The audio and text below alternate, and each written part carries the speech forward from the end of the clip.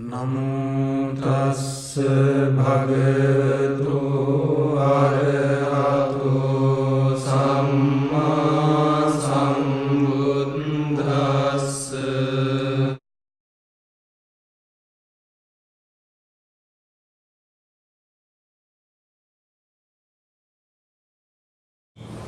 සාදු කියන්නේ සත් නැවත සාදු කියන්නේ සත් දැන් කාල වේලාව එදිලා තිබෙන්නේ සූත්‍ර දේශනාවක් ශ්‍රවණය කරන්නට.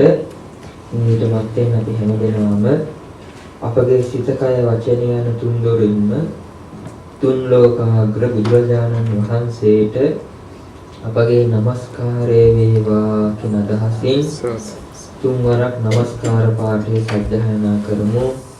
නමෝ තස්ස භගවතෝ අරහතෝ සම්මා සම්බුද්දස්ස නමෝ තස්ස භගවතෝ අරහතෝ සම්මා සම්බුද්දස්ස නමෝ තස්ස භගවතෝ අරහතෝ සම්මා සම්බුද්දස්ස.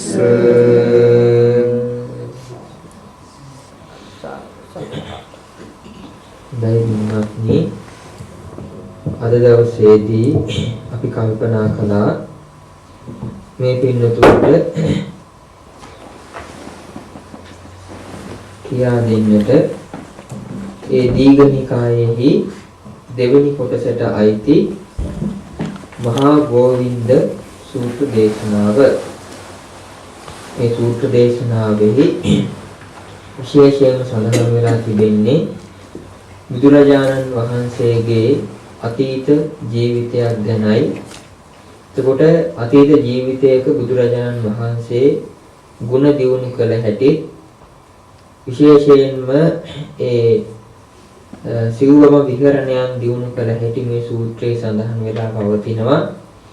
එකල අනුගමනය කළ ප්‍රතිපදාවත් මේ ශාසනයෙහි මේ සම්බුද්ධත්වයට පත් වුණාට පස්සේ ඒක පනවා වදාළා වූ ප්‍රතිපදාවෙහි තිබෙනා විශේෂත්වය මේ සූත්‍රයේ බුදුරජාණන් වහන්සේ විශේෂයෙන් පෙන්වා දීලා තිබෙනවා. ඉතින් මේ පින්නතුන් දන්නවා දීඝනිකායෙහි සඳහන් වෙලා පවතින්නේ බොහොම දීර්ඝ සූත්‍ර දේශනාවන්.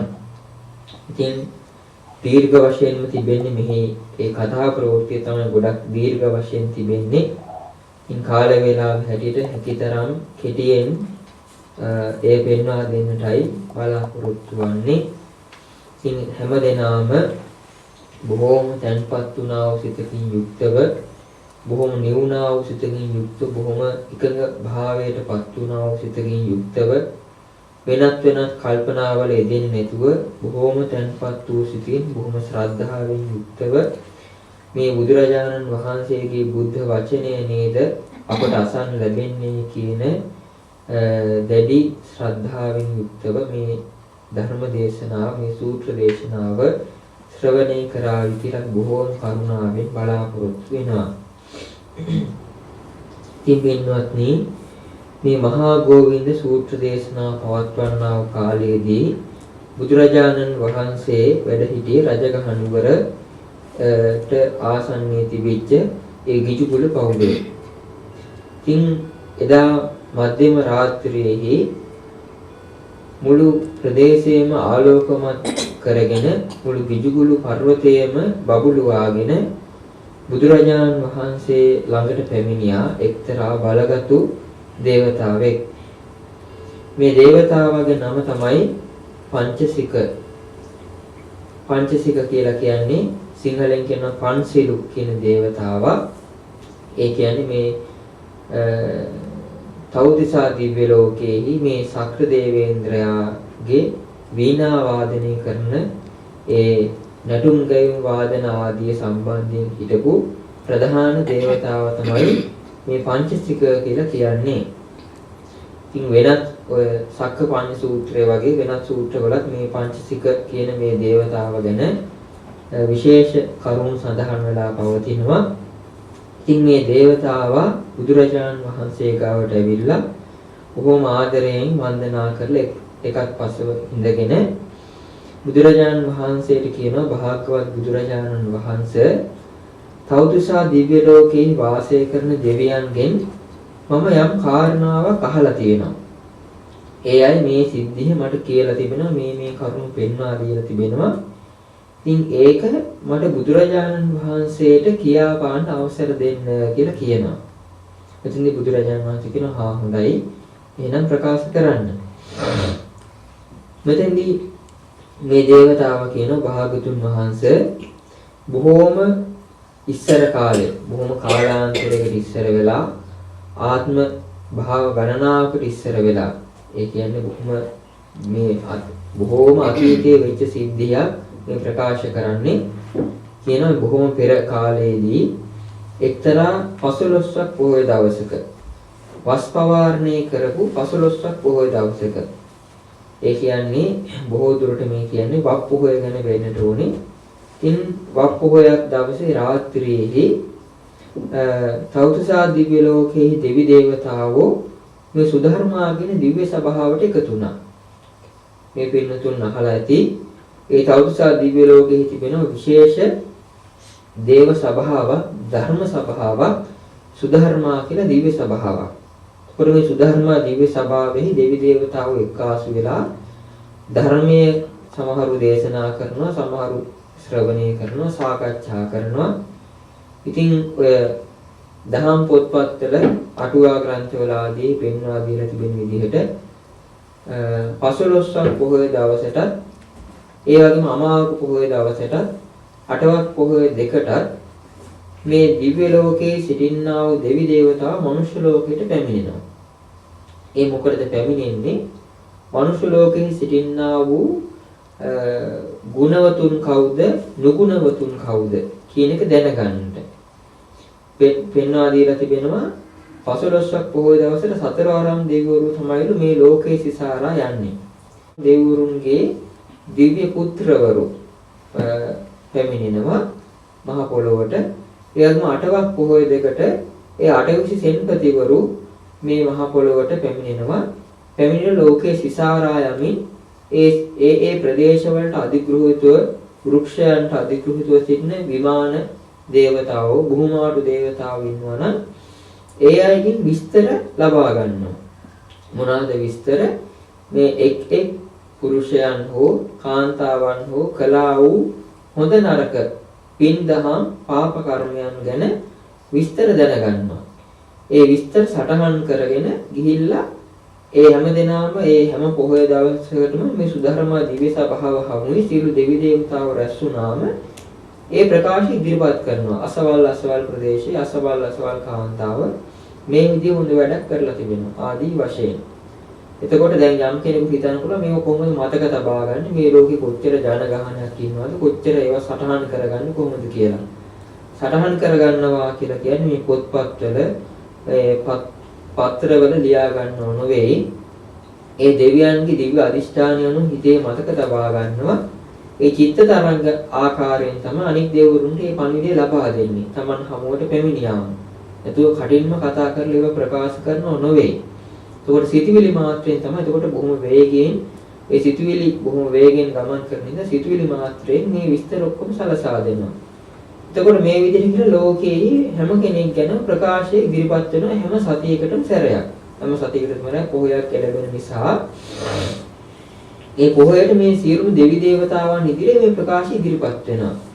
එතකොට හොඳ කරපු අය ගැන අහන්න ලැබුණම අනේ දෙවිවරු සාදුකාර දීලා ඒ පින් අනුමෝදන් වෙලා ඒ කෙනාට ආශිර්වාද කරන අනේ කොච්චර දෙයක්ද අපේ ළඟට පැමිණෙන්න තවත් කෙනෙකුට මඟ සැලසෙනවා නේද කියලා. ඇයි අර පුද්ගලයා පින් කරලා පස්සේ කාලෙක මාර්ගින් මාතේ සුගතිගාමී වෙන බව දන්න නිසා අනේ මේ දෙවි දේවතාවන් මේ වැඩි වෙනවා නේද කියලා මේ අය සතුටු වෙනවා.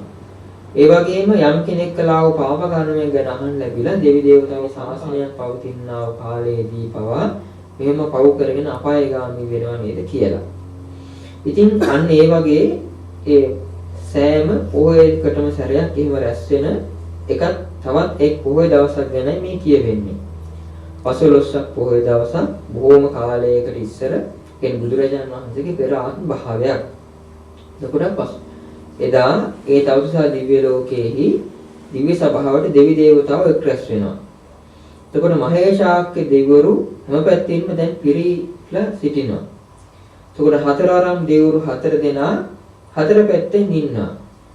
ධෘතරාෂ්ට්‍ර මේ කියන මහා දිව්‍ය රාජයා බටහිර පැත්තට මූණ දාගෙන නැගෙනහිර පැත්තෙන් ඉඳගෙන ඉන්නවා. විරෝධක කියන දිව්‍ය රාජයා උතුරු දිශාවට මුහුණ ලාගෙන දකුණු පැත්තෙන් ඉන්නවා. විරූපාක්ෂ කියන දිව්‍ය රාජයා පෙරදිගට නැගෙනහිර පැත්තට මුහුණ ලාගෙන බටහිර පැත්තෙන් ඉඳගෙන ඉන්නවා. වෙසවුණු කියන මහරජතුමා දිව්‍ය රජතුමා දකුණු දිගට මුහුණ ලාගෙන උතුරු පැත්තෙන් ඉඳගෙන ඉන්නවා. එතකොට අනිකුත් මහේශාක්‍ය දෙවිවරු මේ අයගේ පිටිපස්සෙන් දෙවෙනි පේළිවල ඉඳගෙන ඉන්නවා. එතකොට ඊටත් වඩා බලය අඩු අල්පේශාක්‍ය දෙවි දේවතාවෝ අනිකුත් තැන්වල මේ විදිහට මේ හැමදෙනාම පිරිවරාගෙන මේ වැඩ ඉන්නවා. ඉතින් මෙතකොට මේ අය කතා වෙනවා මෙතෙන්දී අලුතෙන් දිව්‍ය ලෝකෙක උප්පත්ති ලැබුවා වූ දෙවි දේවතාවුන් පෙනෙන්න පටන් ගන්නවා. යම් දෙවි කෙනෙක් අලුතෙන් දිව්‍ය ලෝකෙක පහළ වුණා නම් ඒ කෙනාව හොඳින් ප්‍රකට වෙන්න පටන් ගන්නවා අලුත් මුහුණක් නිසා. එතකොට පෙන්වා දෙනවා මේ බුද්ධ ශාසනයෙහි ප්‍රතිපත්ති පුරලා භ්‍රමචර්යාව පුරලා ඒ ගුණධම් දියුණු කරපු කෙනෙක් දෙවි කෙනෙක් කියලා පහළ වෙලා හිටියම එයා අනික් දෙවිවරුන්ට වඩා පැහැයෙන් බබලනවා. යසසෙන් බබලනවා. ඒ වගේම ශරීර වර්ණයෙන් බබලනවා. ඒ කෙනාගේ රශ්මි ධාරාවෙන් බබලනවා. එතකොට බොහෝ දුරට අන් අයට වඩා බබලෙන ස්වභාවයක් අර දේවතාවගේ තිබෙනවා. මොකද ඒකට හේතුව මනුෂ්‍ය ලෝකයේහි බුද්ධ ශාසනයෙහි බමසර හැසිරීලා ಗುಣ වඩලා ඒ කලාව කුසල කර්මය මුල් කරගෙනයි මේ කෙනා මේ දිව්‍ය ලෝකෙට පැමිණලා සිටින්නේ. ඉතින් ඒ දෙවි අලුතෙන් ආපු දේවතාවව පිළිගැනීමක් හැටියට අනිත් දෙවිවරු සතුටු වෙනවා. ප්‍රීති ഘോഷා පවත්වන අනේ කොච්චර හොඳද මේ විදිහට දේවතාවන් බොහොම සුරයන් බොහොම ගුණවත් ගුණයට කැමති දෙවියන්ගෙන් මේ දිව්‍ය ලෝක පිරෙනවා නේද? අසුරයන් පිරිහි යනවා නේද? දුර්ගුණවත් අය පිරිහි යනවා නේද? ගුණවතුන්ගෙන් මේ දිව්‍ය ලෝකයේ ඉතිරි පැතිරි යනවා නේද කියලා ඒගොල්ලෝ බොහොම ප්‍රීතියෙන් ප්‍රමෝදයෙන් සතුටින් ඒ ගැන අනුමෝදන් වෙනවා. එතකොට මේ අවස්ථාවේදී මේ සියලුම දිව්‍ය ලෝකයන්ට අධිපති වෙච්ච සක්‍ර දේවේන්ද්‍රයා චාතුම් මහරජගේ දිව්‍ය ලෝකය තාවතින්සියත් කියන දිව්‍ය ලෝක දෙකටම අධිපති සක්‍ර දේවේන්ද්‍රයා මේ ගැන කතා වෙලා සක්‍ර දේවේන්ද්‍රයත් කියනවා අනේ බලන්න මේ බුද්ධ ශාසනයේ තිබෙනා වටිනාකම සුගතයන් වහන්සේගේ ඒ බුදුරජාණන් වහන්සේගේ භාගතුන් වහන්සේගේ ශාසනයෙහි භ්‍රමචර්යාව පුරලා ගුණ දියුණු කරලා සීල සමාධි ප්‍රඥාදී ගුණධර්ම වඩවාගෙන මිහිආපු දෙවි දේවතාවන් බොහොම පැහැපත්ව යසසින් යුක්ත බබලමින් සිටිනවා දකින්න ලැබෙන කොච්චර වාසනාවක්ද කියලා ඒ මේ සක්‍ර දේවේන්ද්‍රයත් මේ සිද්ධිය ගැන බොහොම සතුටටපත් වෙනවා අනුමෝදන් වෙනවා. ඉතින් ගාථා ප්‍රකාශ කරමින් සතුට ප්‍රකාශ කරනවා. ඉතින් මේ අවස්ථාවේදී සක්‍ර දේවේන්ද්‍ර අනෙක් දෙවි දේවතාවුන්ට කියනවා මේ බුදුරජාණන් වහන්සේ කොච්චර ලෝකයට වැඩක් තිබෙන කෙනෙක්ද කොච්චර වටින උත්තමයෙක්ද බුද්ධ ශාසනයක් පවතිනා වූ කාලයක සුළුවෙන් හරි ගුණ දියුණු කළ කෙනෙක් දිව්‍ය ලෝකයට පැමිණීමෙන් උනත් අනෙක් දෙවියන් පරදවා මේ ආයු වර්ණ සප බලාදීන් ඉදිරියේ සිටින්න තරම් යස්සෙන් බබලෙන්න තරම් රශ්මි දහරායෙන් බබලෙන්න තරම් කොයිතරම් වාසනාවක් තිබෙනවද? එහෙම වෙන්නේ මේ බුද්ධ ශාසනයේ තිබෙනා වූ ආශ්චර්යමත් භාවය නිසාම නේද කියලා සතුටු වෙලා කියනවා මම මේ සක්‍ර දේවේන්ද්‍ර කියන මම මේ භාග්‍යවත් බුදුරජාණන් වහන්සේගේ ඊ타ත්ම විශේෂී වූ ගුණ 8ක් දකිනවා. ඒ බුදුරජාණන් වහන්සේගේ විශේෂ ගුණ 8ක් තිබෙනවා. ඒ බුදුරජාණන් වහන්සේගේ විශේෂ ගුණ 8 අසන්නට ඔබත් කැමතිද කියලා අනිත් දෙවි දේවතාවුන්ගෙන් මේ ශක්‍ර දේවේන්ද්‍ර විමසලා සිටිනවා. මේ අවස්ථාවේදී අනික් දේවරු බොහොම සතුටු වෙනවා ඒ ගැන. ඉතින් මේ ශක්‍ර දේවේන්ද්‍රයා කියනවා භාග්‍යතුන් වහන්සේගේ මම දකින පළවෙනි ගුණ ධර්මයේ තමයි උන්වහන්සේ බොහෝ දෙනාට හිතසුව පිණිසයි පවතින්නේ. බොහෝ දෙනාට යහපත පිණිසයි පවතින්නේ. ලෝකයට අනුකම්පා පිණිසමයි කටයුතු කරන්නේ. දෙවියන්ටත් මිනිසුන්ටත් වැඩ පිණිසමයි හිත පිණිසමයි සුව පිණිසමයි උන්වහන්සේ කටයුතු කරලා දෙන්නේ කටයුතු කරන්නේ. ඉතින් මේ විදිහට බොහෝ දෙනාට හිතසුව පිණිස අනුකම්පා පිණිස වැඩ පිණිස බුදුරජාණන් වහන්සේ කටයුතු කරනවා. ඒ වගේ ගුණයෙන් යුක්ත වෙනත් කිසිම ශාස්ත්‍රඥ වහන්සේ නමක් මම අතීතයේ හිටපු බවක් දකින්නෙත් නැහැ, අනාගතයේ පහළ වෙන බවක් දකින්නෙත් නැහැ, දැනට සිටින බවක් දකින්නෙත් නැහැ. ඉතින් ඒක බුදුරජාණන් වහන්සේගේ බොහොම විශේෂ ආශ්චර්යමත් ගුණ ධර්මයක් හැටියට මම අනුමෝදන් වෙනවා කියලා ඒ බුදුරජාණන් වහන්සේගේ පළමු ගුණය ප්‍රකාශ කරනවා. ඊපස්සේ දෙවෙනියට ප්‍රකාශ කරනවා ඒ බුදුරජාණන් වහන්සේ විසින් දේශනා කළ වූ ධර්මය බොහෝම පිරිසුදුව මනාව දේශනා කරලා තිබෙනවා. බොහොම කල් යන්නේ නැතුව ඊටාම ඉක්මනින් ප්‍රතිඵල ලබා ගන්න පුළුවන්. බොහොම විවෘතයි. තමන්ගේම නුවණින් අවබෝධ කරගන්න පුළුවන්. ඉතින් නුවණැති අය තමන් විසින් තමන් මේ ධර්මයේ යෙදෙනවා. ඉතින් මේක සියලු දෙනාටම යහපත පිණිස පවතිනා වූ මේ බොහෝම ස්වාක්ඛාත වූ ධර්මයක්. ඉතින් මේ වගේ ශ්‍රේෂ්ඨ ධර්මයක් ප්‍රකාශ කරන්නා වූ ශාස්ත්‍රඥ වහන්සේ නම අතීතෙහි වැඩ සිටියේත් නැහැ, අනාගතෙහි පහළවන්නේත් නැහැ, දැනට පහළ වෙලත් නැහැ. ඉතින් වෙනත් ශාස්ත්‍රඥ වහන්සේ නමක් මේ විදිහට සමාන වන්නේත් නැහැ. ඒකාන්තයෙන් බුදුරජාණන් වහන්සේ මේ දෙවෙනි ගුණ ධර්මයේනොත් සම්පූර්ණයි කියලා ඒ දෙවෙනි විශේෂී ගුණ ධර්මයේ පෙන්වා දෙනවා.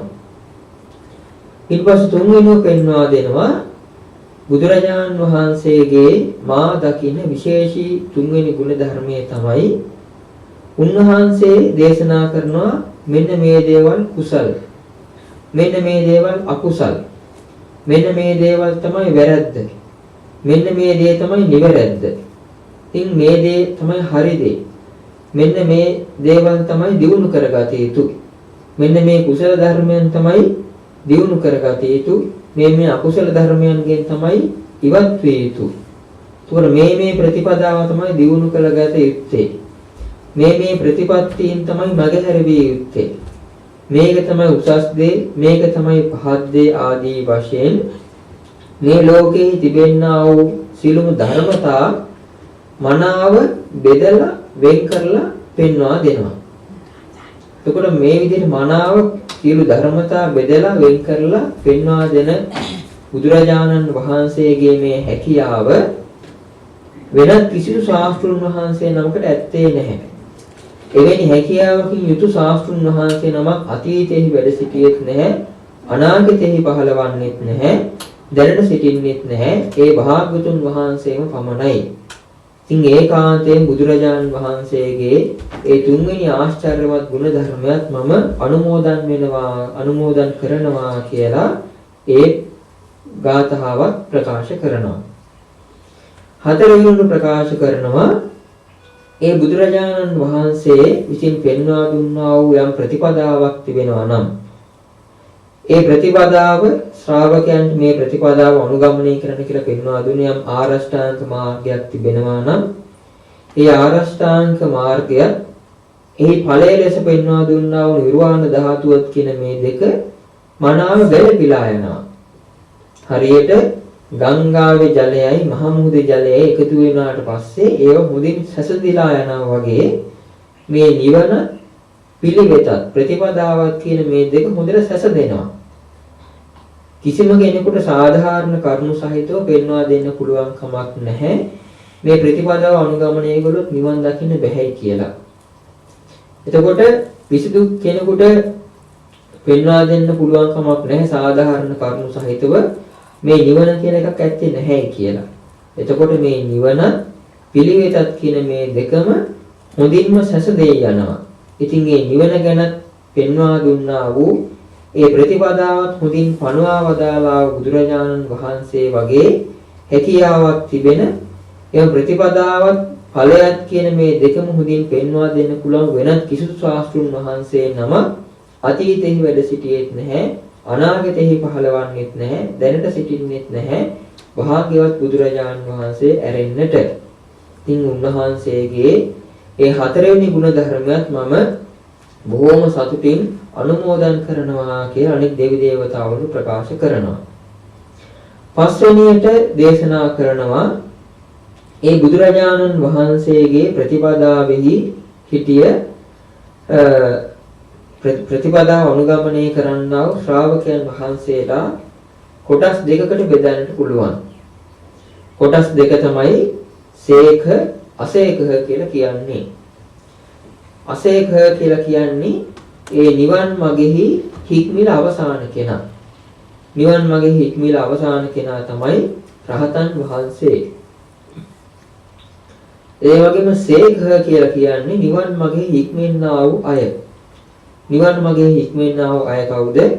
සෝවාන් මාර්ගලාභී උත්තමයන්, සෝවාන් ඵලලාභී උත්තමයන්, සකදාගාමි මාර්ගලාභී උත්තමයන්, සකදාගාමි ඵලලාභී උත්තමයන්, අනාගාමි මාර්ගලාභී උත්තමයන්, අනාගාමි ඵලලාභී උත්තමයන්, රහත් මාර්ගෙහි ගමන් කරන්නා උත්තමයන් ගැන මේ හත් වර්ගයේ ශ්‍රාවකයන් වර්ග 7. එතකොට පෙන්වා දෙනවා බුදුරජාණන් වහන්සේට මේ සියලුම සේඛ අසේඛ කියන ශ්‍රාවකයන්ගේ සහාය ලැබුණා. සහාය කියලා කියන්නේ බුදුරජාණන් වහන්සේගේ මේ සසුන බැබළවීම සඳහා, පැතිරවීම සඳහා උන්වහන්සේට මහා පරිවාර සම්පත්තිය, මහා පිරිසක් හිටියා. නමුත් උන්වහන්සේ ඒ සියලු දෙනා හමුවේදී ඒ පිරිස ගැන ඇලීමක් නැතුව, බැඳීමක් නැතුව ඒ මහා පිරිස මැද උනත් තනිව හැසිරීමේ හැකියාව උන්වහන්සේට තිබුණා.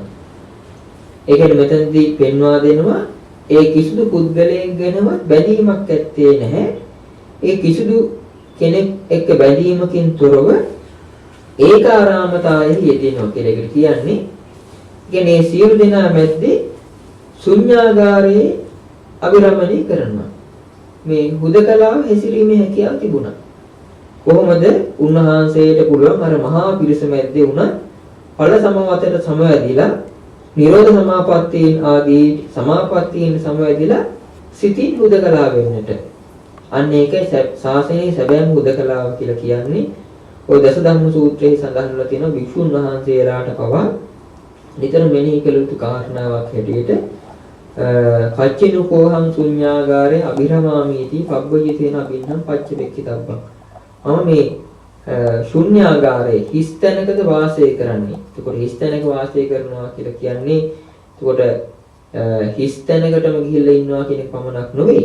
එතන විශේෂයෙන් පෙන්වන්නේ මහා සෙනගක් මැද්දේ මහා සංඝ පිරිසක් මැද්දේ වාසය කළ හිතින් හුදකලාවයි. ඒ කියන්නේ කිසි දෙයකට ඇලීමක් නැතුව, බැඳීමක් නැතුව මේ සිතින් හුදකලා වෙනවා කියලා කියන්නේ. එතකොට විශේෂයෙන්ම ඒ කෙලෙස් ආදී දුරු කිරීමට උත්සාහවත් වීම, විශේෂයෙන්ම ඒ සමාපත්තීන්ට ධ්‍යාන ආදී විශේෂයෙන්ම මාර්ගඵලලාභීන් නම් ඒ ඵල සමාපත්තීන්ට සමවැදීමයි.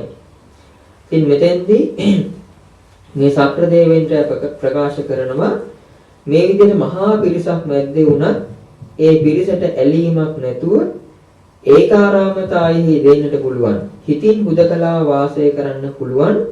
වෙනත් කිසිදු ශාස්ත්‍රුන් වහන්සේ නමක් දකින්නේ නැහැ බුදුරජාණන් වහන්සේ ඇරෙන්නට. එතකොට එවැනි ගුණයෙන් යුක්ත වෙච්ච අනිකුත් කිසිදු ශාස්ත්‍රුන් වහන්සේ නමක් අතීතෙහි වැඩ සිටියෙත් නැහැ, අනාගතෙහි පහළවන්නෙත් නැහැ, දැනටත් පහළ වෙලා නැහැ. ඒකාන්තයෙන් බුදුරජාණන් වහන්සේ මේ විශේෂී ගුණ ධර්මෙන් යුක්තයි කියලා ඒ පස්වෙනි විශේෂ බුද්ධ ගුණයත් මේ සක්‍ර දෙවියන්ට දකින්නා වූ ගුණය අනිත් දෙවි දේවතාවුන්ට අනුමෝදන් කරනවා.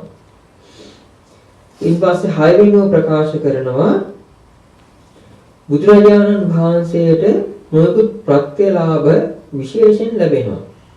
බොහෝම උසස්, බොහෝම සිනිඳු ආකාරයේ සිවුරු, ඒ වගේම බොහෝම රසවත් ආකාරයේ ප්‍රණීත පින්දපාත දන්වේල්, ඒ වගේම බොහොම උසස් ආකාරයේ බොහොම සුව පහසු සේනාසන, ඒ වගේම බොහොම ප්‍රණීත වූ යහපත් වූ හොඳ බෙහෙත් පිරිකර ආදිය. එතකොට ඒ දේවල් ලැබෙනවා.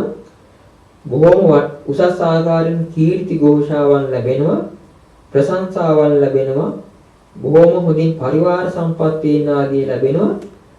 මේ රජ කුලයේ අය පටන් සීළු දෙවියෝ, බ්‍රහ්මයෝ, මිනිස්යෝ කියන හැමදෙනා බුදුරජාණන් වහන්සේට ප්‍රියයි, බුදුරජාණන් වහන්සේට අවනතයි.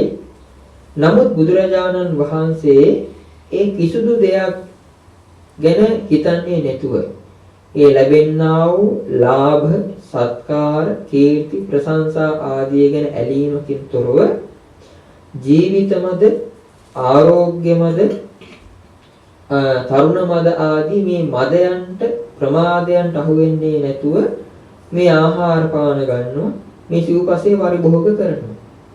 ඒකට කොයිතරම් උසස් දෙයක් ලැබුණත් ඒවට ඇලෙන්නේ යන්නේ නැහැ. ඒවට බැඳෙන්නේ යන්නේ නැහැ. ඒ සියලු ලාභ සත්කාර ආදී පරිහරණය කළා ඒවට ඇලීමකින් තොරවයි පරිහරණය කරන්නේ. ඒවා ලැබෙනවා, පිනට ලැබෙනවා, පරිභෝගත් කරනවා. නමුත් පරිභෝග කරන්නේ අර මදයට, ප්‍රමාදයට හසු වෙමින් නොවේ. එහි යථාර්ථය අවබෝධ කරගෙනයි. ඉතින් සක්‍ර දේවේන්ද්‍රයා පෙන්වා දෙනවා මේ වගේ මේ තරම් ලැබෙන්නා වූ ලාභ සත්කාර, කීර්ති, ප්‍රශංසා ආදී මගහැරවාගෙන එහි සැබෑ තත්ත්වයක් දැනගෙන පරිභෝග කළ හැකි මේ තරම් උතුම් වූ වෙනස් ශාස්ත්‍රුන් වහන්සේ නමක් අතීතෙහි වැඩ සිටියෙත් නැහැ, අනාගතෙහි පහළවන්නේත් නැහැ, දැනටත් පහළ වෙලා නැහැ. ඒ ඒකාන්තයෙන්ම භාග්‍යවත් බුදුරජාණන් වහන්සේ පමණයි කියලා 6 වෙනි ගුණයත් අනුමෝදන් කරනවා.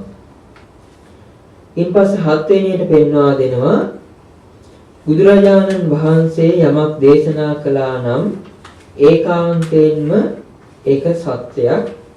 එතන උන්වහන්සේ ඒ ප්‍රකාශ කරන දේම ක්‍රියාවෙන් යොදවනවා. එවැගේම ක්‍රියාවේ යමක් ක්‍රියාත්මක කරනවා නම් ඒක ප්‍රකාශ කරනවා. යථාවාදී තථාකාරී, යථාකාරී තථාවාදී. කියන දේ කරනවා, කරන දේ කියනවා. මේක බුදුරජාණන් වහන්සේට පමණක් විශේෂී ගුණ ධර්මයක්. එතකොට ඒ බුදුරජාණන් වහන්සේ පමණයි ක්‍රියාත්මක කරන දේ ඒ විදිහම ප්‍රකාශ කරන්නේ, ප්‍රකාශ කරන දේ ඒ විදිහම ක්‍රියාත්මක කරන්නේ. ඒක උන්වහන්සේගේ විශේෂ ගුණ ධර්මයක්. වෙනත් තථාගත බල ආදී පෙන්වා දීලා තිබෙනවා වෙනත් සූත්‍ර දේශනාවල.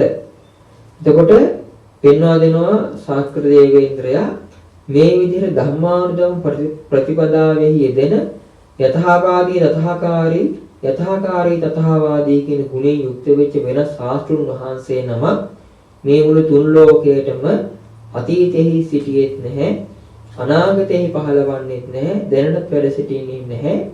සිටින්නේ ඒ තුන් ලෝකාග්‍ර බුදුරජාණන් වහන්සේ පමණයි කියලා 7 වෙනි ගුණ ධර්මයක් ප්‍රකාශ කරනවා.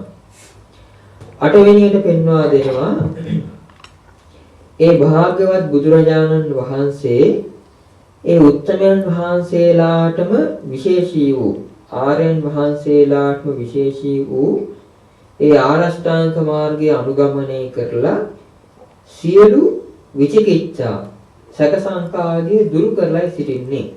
ඒකට සැක සංකාදී කියලා කියන්නේ මේ ලෝකය ගැන, මේ හැම දෙයක්ම, සියලු ධර්මතා ගැන තිබෙනා වූ සියලුම සැක සංකාන් ප්‍රහාණය කරලා තිබෙන්නේ. එතකොට මේ කියන්නේ හැම දෙයක් ගැනම සහ මුලින්ම අවබෝධ කරගෙන සිටින්නේ.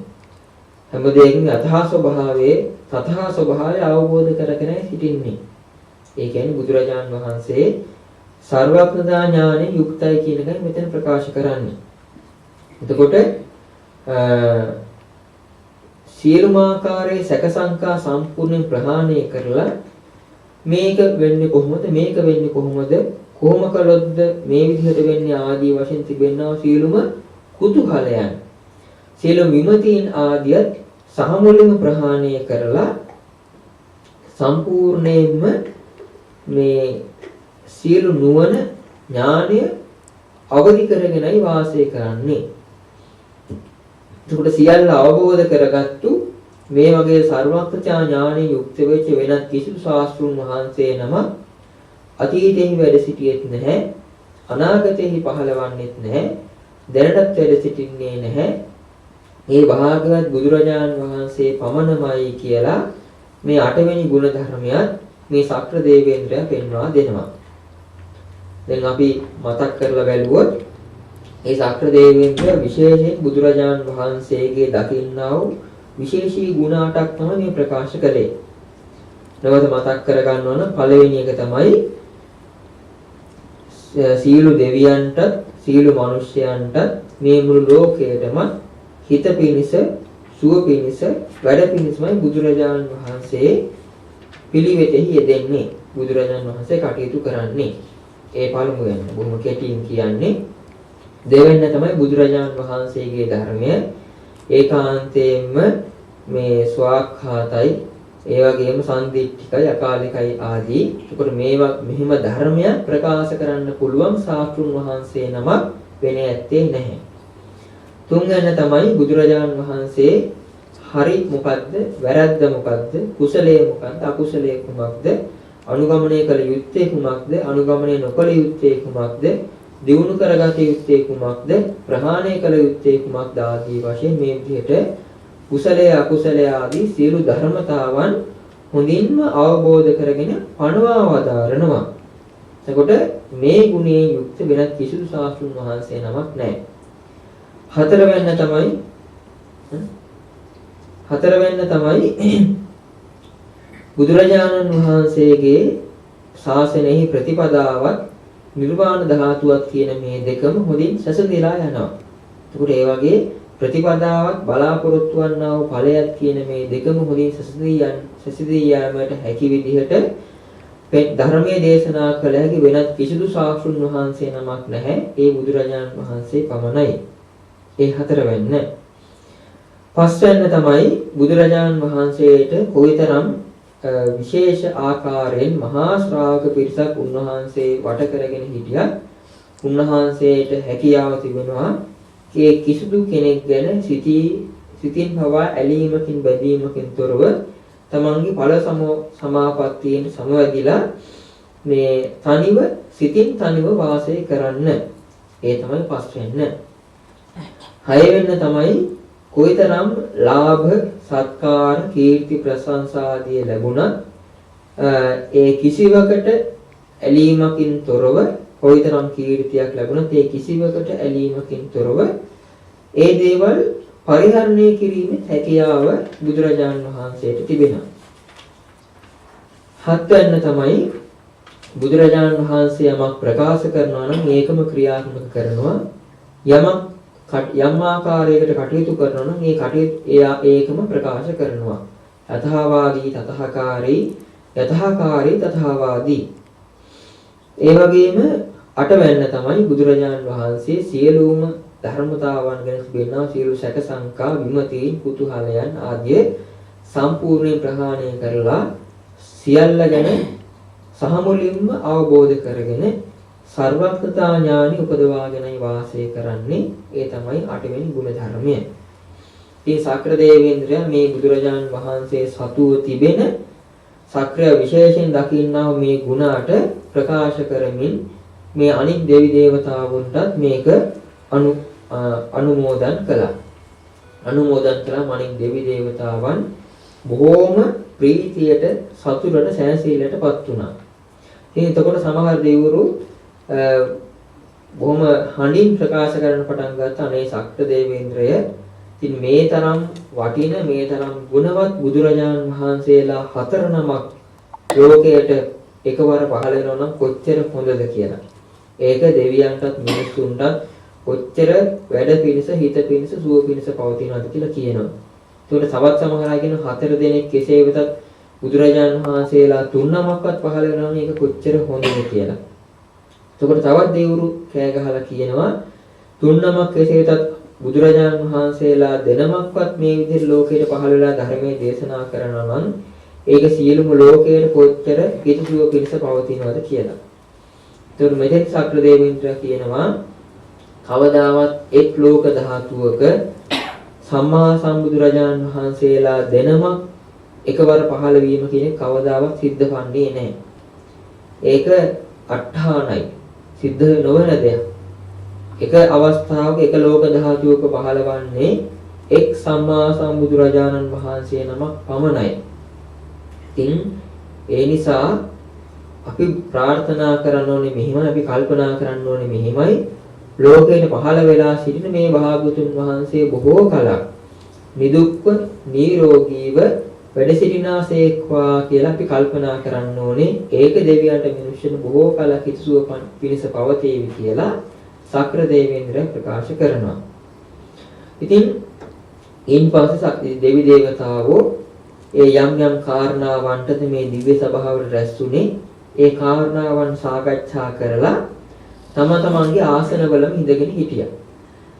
එහෙම හිඳගෙන ඉඳෙද්දී උතුරු දිශාවෙන් අර සියලුම දිව්‍ය සභාවේ දෙවි දේවතාවන්ගේ ආලෝකයේ ඉක්මවා ගියපු ආකාරයේ මහා එළිය හටගත්තා. මහා ඕභාෂයක් පහළ වුණා. මහා ආලෝකයක් ආවා එතනට. එතකොට සක්‍ර දේවේන්ද්‍ර ප්‍රකාශ කරනවා තමන්ගේ අනිකුත් පරිවාර දෙවියන්ට මේ පෙර නිමිත්තක් මේ පෙනෙන්නේ. මේ මහා එළිය අපගේ දිව්‍ය එළිය පරදවන්නා ආකාරයේ මහා එළියක් පහළ වෙනවා කියලා කියන්නේ මෙතන දැන් මහා බ්‍රහ්ම රාජයේ පහළවන්නට යන්නේ. මේ බ්‍රහ්ම රාජයේ දැන් මෙතන පහළ වීමේ නිමිත්ත තමයි මේ කියලා කියනවා. ඒ කියන්නේ ඉස්සර මේ තවමත් ඒ දිව්‍ය ලෝකෙ තිබෙනා ක්‍රමයක් මාර්ගඵලලාභී උතුම් බ්‍රහ්ම රාජයන් බ්‍රහ්ම ලෝකෙහි සිට දිව්‍ය ලෝක වලට පැමිණෙනවා දෙවියන්ට ධර්මයේ දේශනා කරන්නට.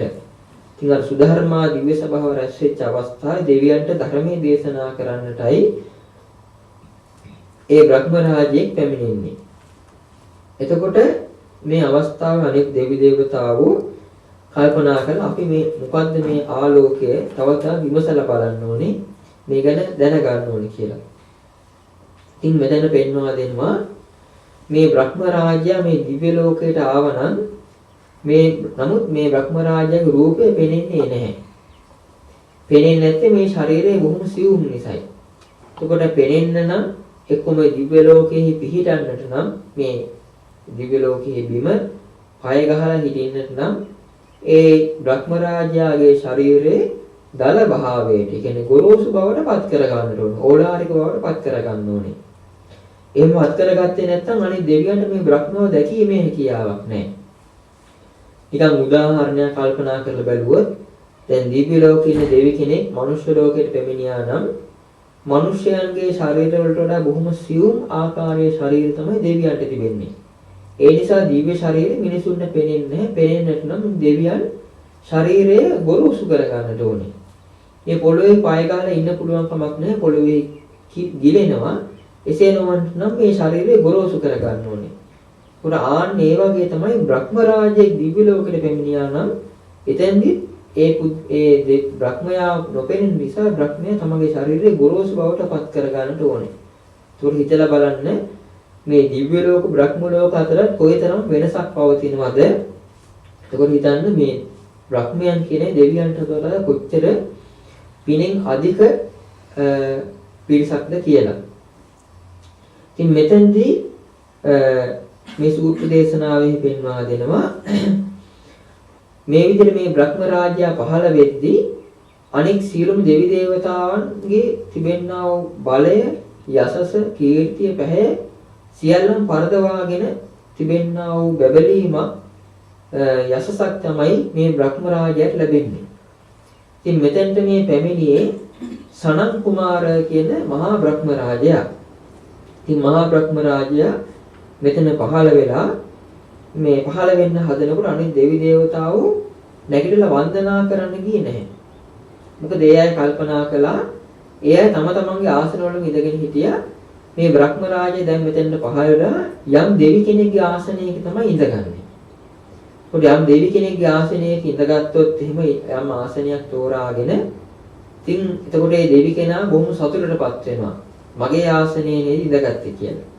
ඉතින් ඒ නිසා මගේ ආසනයේ ඉඳගනිත්වා කියන අදහසින් හැමෝම තමන්ගේ ආසනවල ඉඳගෙනම මේ ඇදිලි බැඳගෙන දොහොත් මුදුන් දී වන්දනා කරගෙන හිටියා. නමුත් මේ බ්‍රහ්ම රාජයා මෙතෙන්ට පැමිණිලා මේ නොපෙනීම ගාථාවකින් බුදුරජාණන් වහන්සේගේ ගුණ ප්‍රකාශ කළා. බොහොම කෙටියෙන් ගුණ ප්‍රකාශ කරලා කියනවා අනේ මේ විදිහට ශාසනයෙන් ඵල ලබාගෙන දිව්‍ය ලෝකෙට පැමිණෙනා වූ දෙවි දේවතාවුන් නිසා මේ දිව්‍ය ලෝකයේ පිරිහිතිරියාම් කොච්චර දෙයක්ද කියලා අර මුලින්ම දෙවි දේවතාවෝ කතා වෙච්ච කාරණය මේ බ්‍රහ්ම රාජයා බොහොම සතුටින් අනුමෝදන් වුණා. අනුමෝදන් වෙලා ඊට පස්සේ ඒ බ්‍රහ්ම රාජයා තමගේ ශරීරය ගොරෝසු කරගෙන පෙනී හිටියා. පෙනී හිටියන කිසිදු කෙනෙකුගේ ආසනයක වැඩ හිටියේ නැහැ.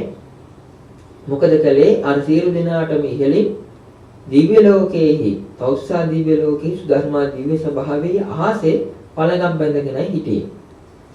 ඉඳලා මෙතෙන්දි පෙන්වා දෙනවා මේ බ්‍රහ්ම රාජයා බොහොම විශේෂ කටහඬකින් යුක්තව තමයි මේ කාරණාවන් ප්‍රකාශ කළේ. මේ දහම් කාරණා ප්‍රකාශ කළේ.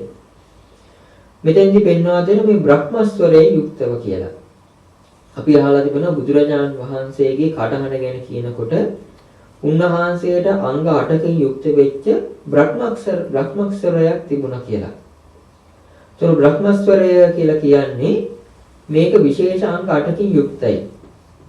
වෙනත් කිසිදු කෙනෙකුට මේ අංග 8ම පිළිටීමේ කටහඬක් නැහැ. මිනිස්යන් අතරින් බුදුරජාණන් වහන්සේට පමණයි මේ කටහඬ ලැබෙන්නේ. මෙතෙන්දී පෙන්වා දෙනවා මොනවද මේ අංග 8? මේ බ්‍රහ්ම රාජයා කතා කරද්දී එතුමාගේ වචන මේ කටහඬ සුවසේම නිකුත් වෙනවා. කියන්නේ බොහොම පහසුවෙන් වචන හැසිරවීමේ හැකියාව තිබෙනවා. දැන් මිනිසයන් කතා කරනවා නම් බොහෝ වෙලා පැයක් විතර කතා කරනවා බණ කියනවා ටිකක් වෙලා යනකොට කටහඬ ගොරෝසු වෙන උගුර වැරැන්ඩි වෙනවා කොසෙම පැටලෙනවා ඒක කැස්ස එනවා ඒකට අපහසුතාවය ඇති වෙනවා මේ උගුරෙහි. නමුත් මේ බ්‍රහ්මස්වරය කියන එක තිබෙනවා යම් කෙනෙකුට එයාට එහෙම සෙම පැටලීමක් අපහසුතාවයක් කැස්සක් ඇතිවීමක් කටහඬ ගොරෝසු වීමක් ඇතිවන්නේ නැහැ. බොහොම පහසුවෙන්ම එක දිගටම මේ වචන හැසිරවීමේ හැකියාව තිබෙනවා. ඒ තමයි පළවෙනි එක. පළවෙනි අංගය බ්‍රහ්මස්වරයේ පළවෙනි අංගය. මේ බ්‍රහ්මස්වරය බුදුරජාණන් වහන්සේට පිළිහිටියා. දෙවෙනි අංගය තමයි මේ වචන භාවිතා කරද්දී වහාම අරුත් හෙලි කරන සුළුයි. ඒ කියන්නේ මේ වචනේ කියනකොටම අර්ථ වැටහෙනවා. කොට කියනකොට මේ වචනේ අර්ථය වැටහෙන විදිහේ ශෛලියක් තමයි මේ බ්‍රහ්මස්වරයේහි පවතින්නේ. තුන්වෙනි එක තමයි බොහෝම මිහිරි. බොහොම මිහිරි කනට යහපතක්. කනට බොහොම ප්‍රීතියක් ඇති කරලා දෙනවා. කනට මිහිරි. කටහොර භාවයක් ඇත්තේ නැහැ. බොහොම මිහිරි කටහඬක්. ඒ වගේම තමයි මේ කතා කරන වචන එකට කැටි වෙලා නැහැ. දැන් යම් කෙනෙක් කතා කරද්දී වේගෙන් කතා කරගෙන යනවා නම් ඒ වචන එක දිගට පැටලෙන්න පුළුවන්. එක වචනයක් ඉවර වෙන ඉඳලා තව වචනයක් නිකුත් වීම නිසා අර්ථ තේරුම් කරගන්න අපහසු භාවයක් එකට වචන පැටලෙන ගතියක් ඇති වෙන්න පුළුවන්. නමුත් කොච්චර වේගෙන් කතා කළත් වචන වල පැටලෙන ස්වභාවයක් එකට කැටි වෙච්ච ස්වභාවයක් ඇත්තේ නැහැ. ඊළඟ එක තමයි වචන ඕනට විසිරිලත් නැහැ. එන අනවශ්‍ය විදිහට වචන අතර පරතරයක් ඇත්තෙත් නැහැ. වචන ක්‍රමානුකූලව තමයි කියන්නේ අනවශ්‍ය විදිහට වචන කැටි වෙලත් නැහැ අනවශ්‍ය විදිහට වචන විසිරිලත් නැහැ. ඒ වගේම බොහොම ගැඹුරු ආකාරයෙන් රැව් දෙනවා. දැන් ඔය ඉංග්‍රීසියෙන් කියන්නේ මේ එකෝ වෙනවා කියලා දෝංකාර දෙනවා කියන අර 아무තු මිහිරි ආකාරයෙන් අන්න ඒ වගේ දෝංකාර දෙන ස්වභාවයක් මේ කටහඬේ තිබෙනවා. ඒ වගේම තමයි මේ කතා කරන හඬ යම් විදිහේ පිරිසක් ඒක අහන්න රැස් වෙලා ඉන්නේ මේ මුළු පිරිසටම ඇහෙනවා. සෙනග 10ක් 15ක් දහසක් දසදහසක් ආදී වශයෙන් යම් පිරිසක් නම් රැස් වෙලා ඉන්නේ මේ මුළු පිරිසටම මේ කටහඬ ඇහෙනවා. ඒ වගේම තමයි අන්තිම අංගය මේ කටහඬ පිරිසෙන් පිටතට යන්නේ නැහැ. එතකොට යම් පිරිසක් නම් ඉන්නේ මේ පිරිසටම ඇහෙනවා නමුත් පිරිසෙන් පිටතට යන්නේ නැහැ කටහඬ. ඒකට මෙන්න මේ අංග 8 විශේෂයි. මේ අංග 8න් යුක්ත කටහඬට කියනවා බ්‍රහ්මස්වරය කියලා. ඒක බ්‍රහ්මයන්ටයි තිබෙන්නේ. මනුෂ්‍යයන් අතරින් බුදුරජාණන් වහන්සේට පිළිහිట్లా තිබුණා. ඉතින් මේ සනන් කුමාර කියන බ්‍රහ්ම රාජ්‍ය මේ බ්‍රහ්මස්වරයෙන් තමයි තවුසා දිව්‍ය ලෝකයේ මේ රැස් වෙලා හිටපු දෙවි දේවතාවන්ව ආමන්ත්‍රණය කළේ. ආමන්ත්‍රණය කරලා මේ මෙතෙන්දී මේ අහනවා ඔබ මේ කුමක්ද කතා කර හිටියේ කියලා. එතකොට අර සක්‍ර දේවේන්ද්‍රයා නැවත අර මුලින් කියපු බුදු ගුණ 8 නැවත වරක් මේ විදිහට ප්‍රකාශ කරනවා අර සනන් කුමාර බ්‍රහ්ම රාජයාට දැනගන්න. ඊට පස්සේ මේ සනන් කුමාර බ්‍රහ්ම රාජයා ප්‍රශ්නයක් අහනවා දෙවි දේවතාවුන්ගෙන්. මොකක්ද අහන්නේ? ඔබ හිතන්නේ දැන් අර බුදු ගුණ ටික කිව්වට පස්සේ මේ අහන්නේ ඔබ හිතන්නේ බුදුරජාණන් වහන්සේ මේ කොයිතරම් කල් ඉඳන් මේ විදිහට මහා ප්‍රඥාවෙන් යුක්ත වුණා කියලාද කියලා. එතකොට මේ එහෙම කියලා මේ එහෙමම ඒ බ්‍රහ්ම රාජා කියන උන්වහන්සේ මේ ජීවිතයේ පමණක් නෙවෙයි මින් පෙර බොහොම දීර්ඝ කාලයක පටන් තමයි බොහොම ප්‍රඥාවන්තව කටයුතු කළේ. වරද කුමක්ද, නිවර්ත කුමක්ද ආදී වශයෙන් තේරුම් අරගෙන බොහොම කටයුතු කළේ බොහොම දීර්ඝ කාලයක සිටයි. ඉතින් ඒ පෙර සිද්ධිය මම ප්‍රකාශ කරන්නම් කියලා ඒ පෙර සිද්ධිය කියනවා. ඉස්සර කාලේ වෙච්ච සිද්ධිය මේ බ්‍රහ්ම රාජයා තමයි ප්‍රකාශ කරන්නේ. කියනවා ඒ කාලේ මේ දඹදිව් තලයේ වාසය කළා දිසාම්පති කියලා මහා බලගත් රජ කෙනෙක්. මේ දිසාම්පති කියන රජතුමාට පුරෝහිත බමුණෙක් හිටියා. ඒ පුරෝහිත බමුණාගේ නම තමයි ගෝවින්ද. ගෝවින්ද කියන බ්‍රාහ්මණයා. එතකොට දිසාම්පති රජතුමාට පුත් කුමාරයෙක් හිටියා. ඒ තමයි රේණු කියන කුමාරයා. ගෝවින්ද කියන බ්‍රහ්මයාට මේ ගෝවින්ද කියන බමුණාට කියන පුරෝහිත බමුණාට පුතෙක් හිටියා. ඒ පුතාගේ නම තමයි ජෝතිපාල කියන මානවකයා. තරුණයා කියන එකයි අදහස. ඉතින් මේ රජතුමාගේ පුතා වෙච්ච රේණු කුමාරයාත් අර බමුණාගේ පුතා ජෝතිපාල කුමාරයාත් බොහොම යහළුවෝ. ඒ වගේම මේ දෙන්නට ඒ වගේම ಗುಣ තියෙන ඒ වගේම බලයේ ශක්තිය තිබෙන තවත් රජ කුලේ යාළුවෝ 8 දෙනෙක් හිටියා. එතකොට මේ 6 දෙනෙක් හිටියා. එතකොට මේ යාළුවෝ 8 දෙනා බොහොම සමගින් වාසය කළා. ඉතින් ටික කාලයක් ගත වුණාට පස්සේ මේ ගෝවින්ද කියන බමුණා මරණයටපත් වුණා. කලුරිය කළා. ඉතින් ගෝවින්ද කියන බමුණා කලුරිය කළාට පස්සේ අර දිසාම්පති කියන රජතුමා බොහොම දුකටපත් වුණා. අනේ මුළු රාජ්‍යයේම කටයුතු හොඳට හොයලා බලලා කටයුතු කරගෙන ගියේ මේ ගෝවින්ද බ්‍රාහ්මණයා. ඉතින් ඒ බමුණා සියලු කටයුතු කරන නිසා අපි බොහොම පස්කම් සැප විඳිමින් හොඳින් අපි පහසුවෙන් වැඩ කටයුතු කරගෙන ගියා ජීවිතය ගත කළා. දැන් මේක මහා පාඩුවක් කියලා විලාප තියන පටන් ගත්තා. මේ අවස්ථාවේදී අර රජකුමාරයා රේණු රජකුමාරයා තමන්ගේ පිය රජතුමාට කියන පියාණනි දුක් වෙන්න එපා වැළපෙන්න එපා. අර ගෝවින්ද බ්‍රාහ්මණයාටත් වඩා ගුණවත් නුවණ තිබෙන විශේෂ ප්‍රඥාවක් තිබෙන බොහොම පඬිත කෙනෙක් තමයි එතුමාගේ පුතා. ඒ ජෝතිපාල කියන තරුණයා. ඉතින් ඒ නිසා අපි එතුමාට මේ පුරෝහිතකම පවරමු කියලා කියනවා. මේ වෙලාවේ රජතුමා කවුද ජෝතිපාල කියන තරුණයාව එතනට කැඳවලා එතුමාට පුරෝහිත තනතුර පවරනවා. ඉතින් බොහොම කෙටියෙන් මේ කියන වෙලාව ඉතුරු කරගන්න ඕන නිසා ඊට පස්සේ මිනිස්සු කල්පනා කරනවා මේ පුරෝහිත බමුණ අලුතෙන් පත්වෙච්ච පුරෝහිත බමුණ බොහොම දක්ෂයි. තමන්ගේ පියාණන්ටත් වඩා දක්ෂ විදිහට රට රාජ්‍යයේ දියුණු කිරීමේ හේතුන නොයෙකුත් කර්මාන්ත ආදිය සංවිධානය කිරීමේ යෙදුණා. අර්ථයෙන් හොඳින් අනුශාසනා කරන්නට යෙදුණා දියුණුව සඳහා. ඉතින් ඒ විදිහට ඇති වුණා කීර්තිය නිසා මේ පුතා මේ ජෝතිපාල කියන පුරෝහිත බමුණාට මිනිසුන්ගේ නම ලැබුණා තමන්ගේ පියාටත් වඩා දක්ෂව කටයුතු කරපු නිසා මහා ගෝවින්ද කියලා. මහා ගෝවින්ද බ්‍රාහ්මණයා කියලා අර ජෝතිපාලව කියන බ්‍රාහ්මණයාව නම් කරන්නට යෙදුණා. ඉතින් මේ විදිහට කටයුතු කරගෙන යද්දි මෙයාගේ උපදේශ පරිදි මේ දිසම්පති කියන රජතුමා මරණයටපත් වුණා. මරණයටපත් වුණාට පස්සේ අර රේණු කියන රාජකුමාරයාට රජකම ලැබුණා. රජකම ලැබුණාට පස්සේ මේ මහා ගෝවින්ද කියන රජතුමා මේ මහා ගෝවින්ද කියන මේ පුරෝහිතයා තමන්ගේ රජතුමාට රේණු කියන රජතුමාට උපදෙස් දුන්නා මේ රාජ්‍ය බොහොම විශාලයි මේක හොඳින් පාලනය කිරීම සඳහා අනිකුත් යහළුවන් 6 දෙනාට කොටස් බෙදලා දෙමු. එතකොට ඒගොල්ලෝ යුව රජවරුන් හැටියට ඔබේ යටතේ වැඩ කටයුතු කරાવી. මේ රාජ්‍යය බොහොම පහසුවෙන් පවත්වා ගන්න පුළුවන් වේවි කියලා හොඳින් අනුශාසනා කළා.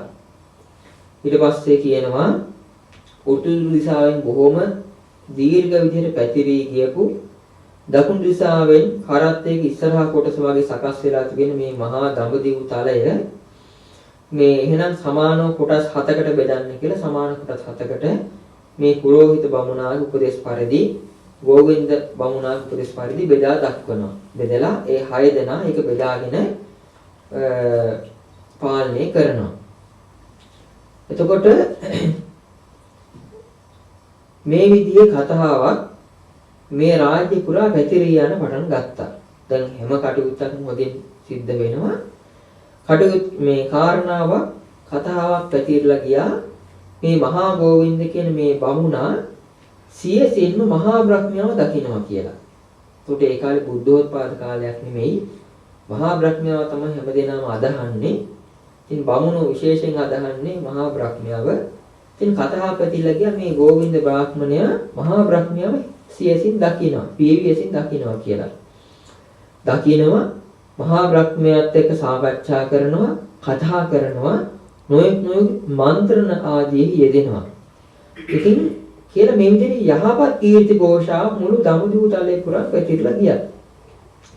ඉතින් මේක මේ බමුණට ආරංචි වුණා. ගෝවින්ද බමුණට ආරංචි වුණා. මහා ගෝවින්ද බ්‍රාහ්මණයට. එයා කල්පනා කළා මේ කතාව වැරදි කතාවක්. මම ගැන එහෙම කතාවක් තිබ්බට මම මහා බ්‍රහ්මයාව දැකලත් නැහැ. කතා කරලත් නැහැ, සාකච්ඡා කරලත් නැහැ. මේක වැරදි කතාවක්. හැබැයි මම මෙහෙම කතාවක් අහලා තිබෙනවා. මොකද්ද කතාව? යම් කෙනෙක් කරුණා ධානය දැන් ওই මෛත්‍රී වගේ කරුණා භාවනාව දියුණු කරලා කරුණා ධානයේ වඩා ගත්තා නම් කරුණා ධාන ඇති කරගන්න පුළුවන්. පළවෙනි ධානයේ, දෙවෙනි ධානයේ, තුන්වෙනි ධානයේ ආදී වශයෙන් තුන්වෙනි රූප ධානයේ දක්වා කරුණා භාවනාව දියුණු කරන්න පුළුවන්. ඉතින් යම් කෙනෙක් කරුණා ධානයේ දියුණු කරගත්තා නම් එයා මහා බ්‍රහ්මයාව දකින්නවාය, මහා බ්‍රහ්මයා හා සමග කතා කරනවාය, මහා බ්‍රහ්මයාත් එක්ක සාකච්ඡා කරනවාය කියලා මම මගේ වැඩිමල් ගුරුවරුන්ගෙන් අහලා තිබෙනවා. ඉතින් ඒ නිසා මමත් මේ වැසි කාලේ ඉන්දියාවේ වස් කාලේ වැසි කාලේ මේ වස් 4 මාස තුල පිරිසෙන් වෙන් වෙලා කරුණා ධානයේ දියුණු කරගන්න නම් හොඳයි කියලා මෙයාට අදහසක් ඇති වුණා. ඉතින් අදහසක් ඇති වෙලා රජතුමාට ගිහිල්ලා කිව්වා මං ගැන මෙහෙම කතාවක් පැතිරෙනවා. නමුත් ඒ කතාව බොරු. ඒක වැරදි. මං තුල එහෙම ගුණයක් ඇත්තේ නැහැ. නමුත් මම මෙහෙම අදහසක් කරුණා ධානයේ වැඩිමෙන් මහා බ්‍රහ්මයාව දකින්න පුළුවන්, කතා කරන්න පුළුවන් කියලා මං අහලා තිබෙනවා. ඒ නිසා මට සියලු කටයුතු වලින් නිදහස් වෙලා මේ වස් මාස 4 විවේකීව කරුණා ධානයේ දියුණු කරගෙන මහා බ්‍රහ්මයාව දකින්න අවසර දෙන්න කියලා රජතුමාගෙන් අවසර ඉල්ලා හිටියා. ඊට පස්සේ අනිකුත් රජවරු 6 දෙනා ගාවට ගිහිලා අවසර ගත්තා. ඊට පස්සේ උපපුරෝහිත වෙච්ච අර මහලු බ්‍රාහ්මණයෝ 7 දෙනෙක් හිටියේ ඒගොල්ලන්ගෙනුත් අවසර ගත්තා. තවත් මේ සෙන්පතිවරු 700ක් හිටියේ උපකාරී වෙච්ච ඒ අයගෙනුත් අවසර ගත්තා. ඉතින් මේ විදිහට තමන්ගේ තමන්ට බිරින්දෑවරු 40 දෙනෙක් හිටියේ ඒ අයගෙනුත් අවසර අරගෙන නුවරේ නගරයෙන් පිටත නැගෙනහිර පැත්තේ වෙනම කුටියක් හදාගෙන ඒ වස් මාස 4 විවේකීව කරුණා ධානයේ වඩන්න කල්පනා කළා පටන් ගත්තා. ඉතින් මේ විදිහට මේ කරුණා ධානයේ දියුණු කරන්න කල්පනා කරගෙන කටයුතු කරද්දී තාම කරුණා ධානයේ දියුණු කරගත්තේ නැහැ. නමුත් ඒකට කටයුතු කරද්දී මෙයාගේ හිතේ දැන් කැමැත්ත තිබෙන්නේ වැඩි වැඩියෙන් මහා බ්‍රහ්මයාව දකින්නට. මේ පුද්ගලයා බොහොම සිල්වත් කෙනෙක්, බොහොම ගුණවත් කෙනෙක්.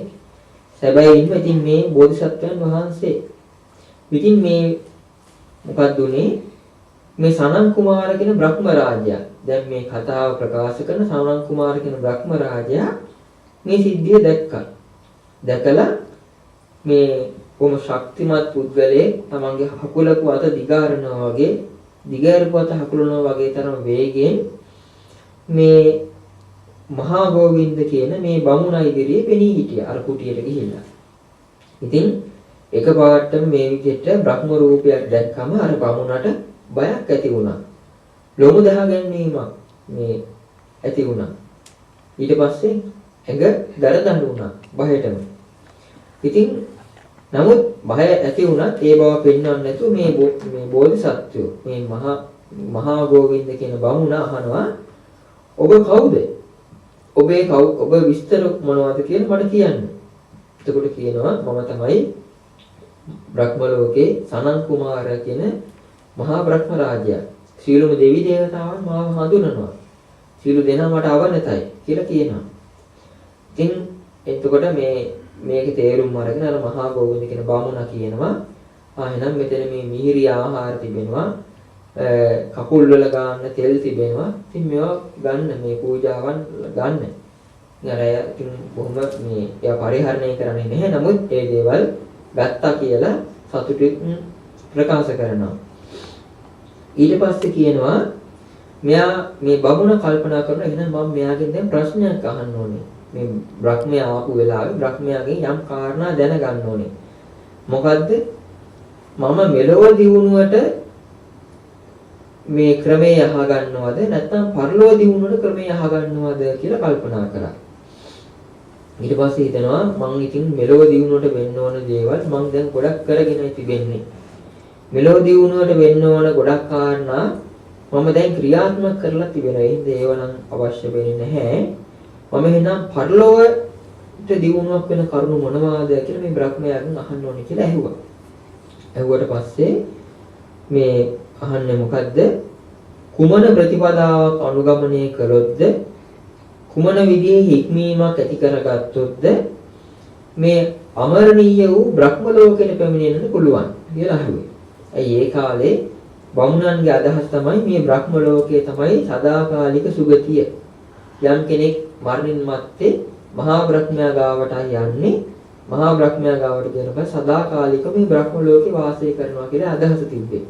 ඇයි මොකද මෙයා මහා බ්‍රහ්මයා කියනවා මේ සනන් කුමාර බ්‍රහ්මයා කියනවා යම් මිනිස්සෙක් ඒක තමයි ධර්මය යම් මිනිස්සෙක් මමත්වය දුරු කරලා හුදකලා වෙලා කරුණා ධානය හොඳින් දියුණු කරගෙන ඒ කරුණා ධානයේහිම වැඩි ඇලීමේ සිටියා නම් ඒ කරුණා ධානය හොඳින් දියුණු කරගෙන ඒක පවත්වා ගැනීම යෙදුනා නම් ආම ගන්ධයෙන් තොර වුණා නම් මෛත්‍රින සේවනයෙන් තොර වුණා නම් මෙන්න මේ විදිය ප්‍රතිපදාවේ යෙදෙන කෙනා අමෘත වූ බ්‍රහ්ම ලෝකෙට පැමිණෙනවා කියලා ප්‍රකාශ කළා. මොකද්ද කිව්වේ? මමත්වයේ දුරු කරලා හුදකලා වාසයේ යෙදෙනවා නම් කරුණා ධානය හොඳින් දියුණු කරගන්නවා නම් ආම ගන්ධයෙන් තොර වෙනවා නම් මෛත්‍රින සේවනයෙන් තොර වෙනවා නම් ඒ කෙනාට පුළුවන් කිව්වා මේ ධර්මතා හතර පිළිහිටලා බ්‍රහ්ම ලෝකෙ උපදින්නට. ඉතින් මේ මෙතෙන්දි කියනවා මේ මමත්වයේ දුරු කරනවා කියලා කියන්නේ කුමක්ද? තමන්ගේ සුළු වූ හෝ මේ නැත්තම් මහත් වූ හෝ භෝග සම්පත්, ධන සම්පත්, කියන්නේ වතු පිළ දේවල මිල මුදල් ආදී අතහැරලා එවැගේම නෑදෑයන් හිතමිතන ආදී සියල්ල අතහැරලා කෙස් රැවුල් කපලා කසාවත් හැඳගෙන ගිහිගෙන් නික්මිලා පැවිදි භාවයටපත් වෙනවා. අන්න ඒකයි එතන මමත්වයේ අත්හැරීම කියලා පෙන්වලා දීලා තිබෙන්නේ. ඊට පස්සේ කියන හුදකලා වෙනවා කියලා කියන්නේ කුමක්ද? අර පිරිසෙන් වෙන් වෙලා ආරණ්‍ය, පර්වත, රුක් මුල් ගල්ලෙන් ගිරි ගුහා ආදී ශුන්‍යාගාර ආදී මේ විදිහේ සේනාසන වෙන් වෙලා එවැනි සේනාසනයක් පිරිසෙන් වෙන් වෙලා භාවිතා කරනවා. කරුණා ධානයෙහි ඇලෙනවා කියලා කියන්නේ මොකද්ද? කරුණාවෙන් යුක්තව කරුණා භාවනාව දියුණු කරලා එක් දිශාවක් කෙරෙහි මුල් කරගෙන කරුණා ධානය උපදවා ගන්නවා. ඒ විදිහට ඒ කියන්නේ දැන් බොහොම කෙටියෙන් කියන උදාහරණයක් හැටියට මෛත්‍රී භාවනාව අපි දන්නවා සියලු සත්වයෝ නිදුක් වෙත්වා නිරෝගී වෙත්වා සුවපත් වෙත්වා කියන අදහස මූලිකයි. අන්න ඒ විදිහට මේ කරුණාවට මූලික වචනේ තමයි නිදුක් වෙත්වා එක්ක දුකින් මිදෙත්වා කියන එක. ඒ වගේ මුදිතාවට කියන්නේ සපවත් වෙත්වා කියන එකයි. ඉතින් උපේක්ෂාවට කියන්නේ සියලු සත්වයෝම තමන් විසින් කරගත්තා වූ කුසල අකුසල කර්ම අනුව සැප දුක් විඳිනවා කියන අදහස තමයි මූලික උපේක්ෂාවටපත් වීමට. එතකොට මෙතන කියන්නේ කරුණා භාවනාව ගැන. එතකොට මෙතන කියනවා යම් කෙනෙක් කරුණා භාවනාව දියුණු කරලා පළවෙනි, දෙවෙනි, තුන්වෙනි කියන රූප ධානය තුන උපදවාගෙන දස දිශාව කෙරෙහිම කරුණාවෙන් යුක්ත වාසය කරනවා නම් අන්න ඒ කෙනා තමයි ගැනයි මෙතන මේ කියන්නේ. එතකොට කරුණා භාවනාවෙන් සමාධියක් ධානයක් උපදවා ගන්න නම් කොහොමද? අපි හිතමු උතුරු දිශාව අරමුණු කරගත්තා නම් දිශානුව භාවනාව වඩන කෙනෙක් ඒ කරුණා භාවනාව මුල් කරගෙනම ඒ උතුරු දිශාවේ සිටින සීල සත්‍යෝ දුකින් මිදෙත්වා දුකින් මිදෙත්වා දුකින් මිදෙත්වා කියන වචනයම භාවිතා කරලා උපචාර සමාධි උපදවාගෙන පළවෙනි ධ්‍යානෙ උපදවාගෙන දෙවෙනි ධ්‍යානෙ උපදවාගෙන තුන්වෙනි ධ්‍යානෙ උපදවා ගන්නවා. දෙහිති පහසු දෙයක් නෙවෙයි. නමුත් මෙතන මේ සම්පූර්ණ විස්තරය බොහොම සාරාංශවයි කියන්නේ. ඉන්පස්සේ උතුරු අනු දිශාව කෙරෙහි යොමු කරලා මේ ප්‍රදේශයේ ඉන්න අය දුකින් මිදෙත්වා කියලා ඒ විදිහට තුන්වෙනි ධ්‍යානෙ දක්වා. ඒ වගේ නැගෙනහිර දිශාව, නැගෙනහිර අනු දිශාව, දකුණු දිශාව, දකුණු අනු දිශාව, බටහිර දිශාව, බටහිර අනු දිශාව, යට දිශාව, උඩු දිශාව ආදී වශයෙන් දස දිශාව කෙරෙහිම මේ විදිහට කරුණා භාවනාව දියුණු කරලා තුන්වෙනි ධ්‍යානය දක්වා මේ භාවනාව වඩවාගෙන ධ්‍යානීය අත්හරින්න නැතුව එහිම ඇලීගෙන කියලා කියන ආසාවෙන් ඇලීගෙන නෙමෙයි ධ්‍යානයේ පිරිහෙන්නට නොදී හොඳින් දියුණු කරගෙන වාසය කරනවා කියන එකයි. මේ මහා ගෝවින්ද කියන බමුණ කියනවා අර මමත්වයේ දුරු කිරීම, උදකලා වීම, කරුණා ධ්‍යානයේ ඇලීම කියන තුනම මට තේරෙනවා. නමුත් මේ ආම ගන්ධයෙන් තොරවීම කියලා කියන්නේ කුමක්ද කියලා අහනවා. ඒකට කියනවා මේ ආම ගන්ධ කියලා කියන්නේ වෙන මොකක්වත් නෙමෙයි. ආම ගන්ධ කියලා කියන්නේ පුද්ගලයන් කිලිටි කරන්නා වූ, ගඳ ගසන්නා වූ දේවල් වලින් තොරවීමයි. මොනවද පුද්ගලයන් කිලිටි කරන්නේ? එතකොට පුද්ගලයන් කිලිටි කරන පුද්ගලයන්ගෙන් දුගඳ වහනය කරන දේවල් කියලා කියන්නේ එවැනි දුර්ගුණ අපායගාමී වූ අකුසල කර්මයන් බඹලොවට මඟ වසා දමන්නා වූ අකුසල කර්මයන් බඹලොවට යන්න බැරි වෙන විදිහට වැඩ කරන අකුසල කර්මයන් ගෙන ඈත් වීම මොනවද ඒවා කියලා පෙන්වා දුන්නම කියනවා ක්‍රෝධය ඇති කර ගැනීම බොරු කීම වංචා කරලා අනිත්‍යව රැවටීම මිත්‍ර ද්‍රෝහී බව තද මසුරුකම අතිමාන්නය ඊර්ෂ්‍යාව ඒ වගේම මේ නොයෙක් දේ ගැන තිබෙනා වූ ඉච්ඡාව ආසාව ඒ වගේම වීප්සාව නොයෙකුත් ලාභ සත්කාර ආදී ලැබේවා කියලා එවැනි දෙයට තද බල ආශාවකින් පසු වෙනවා අනුන්ව පෙළීම පීඩාවටපත් කිරීම ලෝභය ද්වේෂය මදය මෝහය කියන මේ කෙලෙස් 13 අන්න ඒව තමයි අපායට මඟ පාදෙන සුගතියට මඟ වහන දේවල් ඒ කෙලෙස් වලින් ඈත් වෙන්න කියනවා මොනවද ක්‍රෝධය මුසාවාදය වංචාව මිත්‍ර ද්‍රෝහී බව තද මසුරු බව අතිමාන්නය ඊර්ෂ්‍යාව ඉච්ඡාව දීප්සාව කියන්නේ ලාභෙහි අධික කැමැත්ත අනුන් පීඩාවටපත් කිරීම ලෝභය ද්වේෂය මදය මෝහය කියන මේ 14 මේවා 14 තමයි මෙතන කියන්නේ. කෙලෙස් 14. ඉතින් මේ ගෝවින්ද කියන බ්‍රාහ්මණයා කල්පනා කරනවා මේ කෙලෙස් 14 නම් ගිහිගේ ඉඳන් යටපත් කරන්න පහසු නෑ. මේ ගිහිගේ වාසයත් එක්ක මේ දේවල් වලින් ඈත් වෙලා ඉන්න එක පහසු වෙන්නේ නෑ. ඒ නිසා මම ඒකාන්තයෙන්ම ගිහිගේ නික්මලා අනගාരികව පැවිදි භාවයට ඒ කාලේ බුද්ධ ශාසනයක් නැති නිසා මම තවුස් පැවිද්දෙන් පැවිදි වෙනවා කියලා ප්‍රකාශ කරනවා. එතකොට බ්‍රහ්ම රාජයා කියන ඔව් ඒක තමයි දැන් ඒකට තමයි සුදුසු කාලය කියලා. සිල්ප වාරණය කරන සුදුසු කාලය තමයි තියෙන්නේ. ඔව් සූත්‍රය ඉවර කරන්නේ තව ටිකයි තියෙන්නේ. ඊට පස්සේ ඉතින් මේ මහා ගෝවින්ද කියන බ්‍රාහ්මණයා මොකද කරන්නේ? රජතුමා ගාවට ගිහිල්ලා රජතුමාට කියනවා ඔබ වෙනත් පුරෝහිතෙක් හොයාගන්න මම දැන් පැවිදි වෙන්න යන්නේ. ඉතින් රජතුමා අඩාන කියනවා යන්න එපා කියලා නොයෙකුත් විලාප තියෙනවා. නමුත් මේ කියනවා නෑ මම කානුවත් අඩුවක් පාඩුවක් වෙලා යනව නෙමෙයි මේ ආමගන්ධ කියන මේ මගින් දුගඳ ඇති කරවන්නා වූ මගේ සිත මගේ ජීවිතය කිලිටි කරවන්නා වූ අපායගාමී කරවන්නා වූ සුගතියට මග වසා දමන්නා වූ මේ කෙලෙස් තිබෙනවා. ඒ ක්‍රෝධේ මේ බොරු කීම ආදී ඒ කෙලෙස් ගිහිගේ ඉඳන් යටපත් කිරීම අපහසුයි. ඒ නිසායි මම මේ පැවිදි භාවයටපත් වෙන්නේ කියලා කියනවා. ඉතින් මම බ්‍රහ්ම රාජයාත් එක්ක කතා කළා මට එතකොටයි මේ තොරතුරු ලැබුණේ. ඉතින් ඒ වෙලාවේ මේ රජතුමා කියනවා එහෙනම් ඔබගේ උපදේශ අනුව මෙතෙක් කල් අපි වැඩ කළේ එහෙනම් ඔබ පැවිදි වෙනවා නම් අපිත් පැවිදි වෙනවා කියලා මේ රජතුමාත් පැවිදි වෙන්න තීරණය කළා. ඊට පස්සේ අනිකුත් රජවරු 6 දෙනා ගාවටත් ගිහිල්ලා මේ විස්තරය කිව්වම ඒගොල්ලෝ කියනවා එහෙම යන්න එපා කියන. ඊට පස්සේ කියනවා ස්ත්‍රීන් දෙන්නම් ධනය දෙන්නම් රාජ්‍ය දෙන්නම් ඒත් මෙයා කැමති වෙන්නේ නැහැ. ඊට පස්සේ හේතුව කුමක්ද කියලා අහුවම අර ගිහිගේ ඉඳන් මේ කෙලෙස් දුරු කිරීම අපහසුයි කියලා කිව්වට පස්සේ එහෙනම් ඉතින් ඒක අපිටත් පොදු ධර්මතාවක් නේ කියලා කල්පනා කරලා ඒ රජවරු 6 දෙනා මොකද වෙන්නේ? පැවිදි භූමියටපත් වෙන්න කැමති වෙනවා. ඊට පස්සේ අර බිරින්දෑවරු 40 දෙනා ගාවට ගිහලා ඒගොල්ලන් අවසර ගන්න ගියාම ඒගොල්ලොත් මේ විස්තරය අහලා එයාට තවුස් පැවිද්දෙන් පැවිදි වෙන්න කැමති වෙනවා. මේත් එක්කම ඊට පස්සේ අර තමන්ගේ යටතියලම අනිකුත් පුරෝහිතවරු 7 දෙනයි සෙන්පතිවරු 700 දෙනයි මේ අය ගාවටත් ගිහිල්ලා මේ විස්තර කිව්වම ඒගොල්ලෝ කැමති වෙනවා පැවිදි වෙන්න.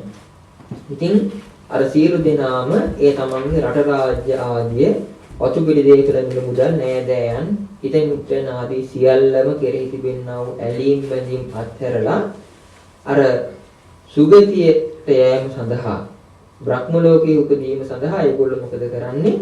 මමත්වය අතහැරීමට, පුදකලා වීමට, කරුණා මේ දහානිය වැඩිවීමට කැමති වෙලා මේ මොකද කරන්නේ? අර විශේෂයෙන්ම අර හිත ගෙලිටි කරන කෙලෙස් ධර්මයන් ගෙන් ඈත් වෙලා හිත පිරිසුදු කර ගැනීමට කැමති වෙලා ඒ හැම දෙනාම පැවිදි වීමට කැමැත්තෙන් එනවා. ඊට පස්සේ ඒ සියලු දෙනාත් එක්කම මේ මොකද කරන්නේ? මේ හැම දෙනාම එක්කාසු වෙලා කිස්රැවුල් බාලා කසාවත් හැඳගෙන තවුස් පැවිද්දටපත් වෙනවා.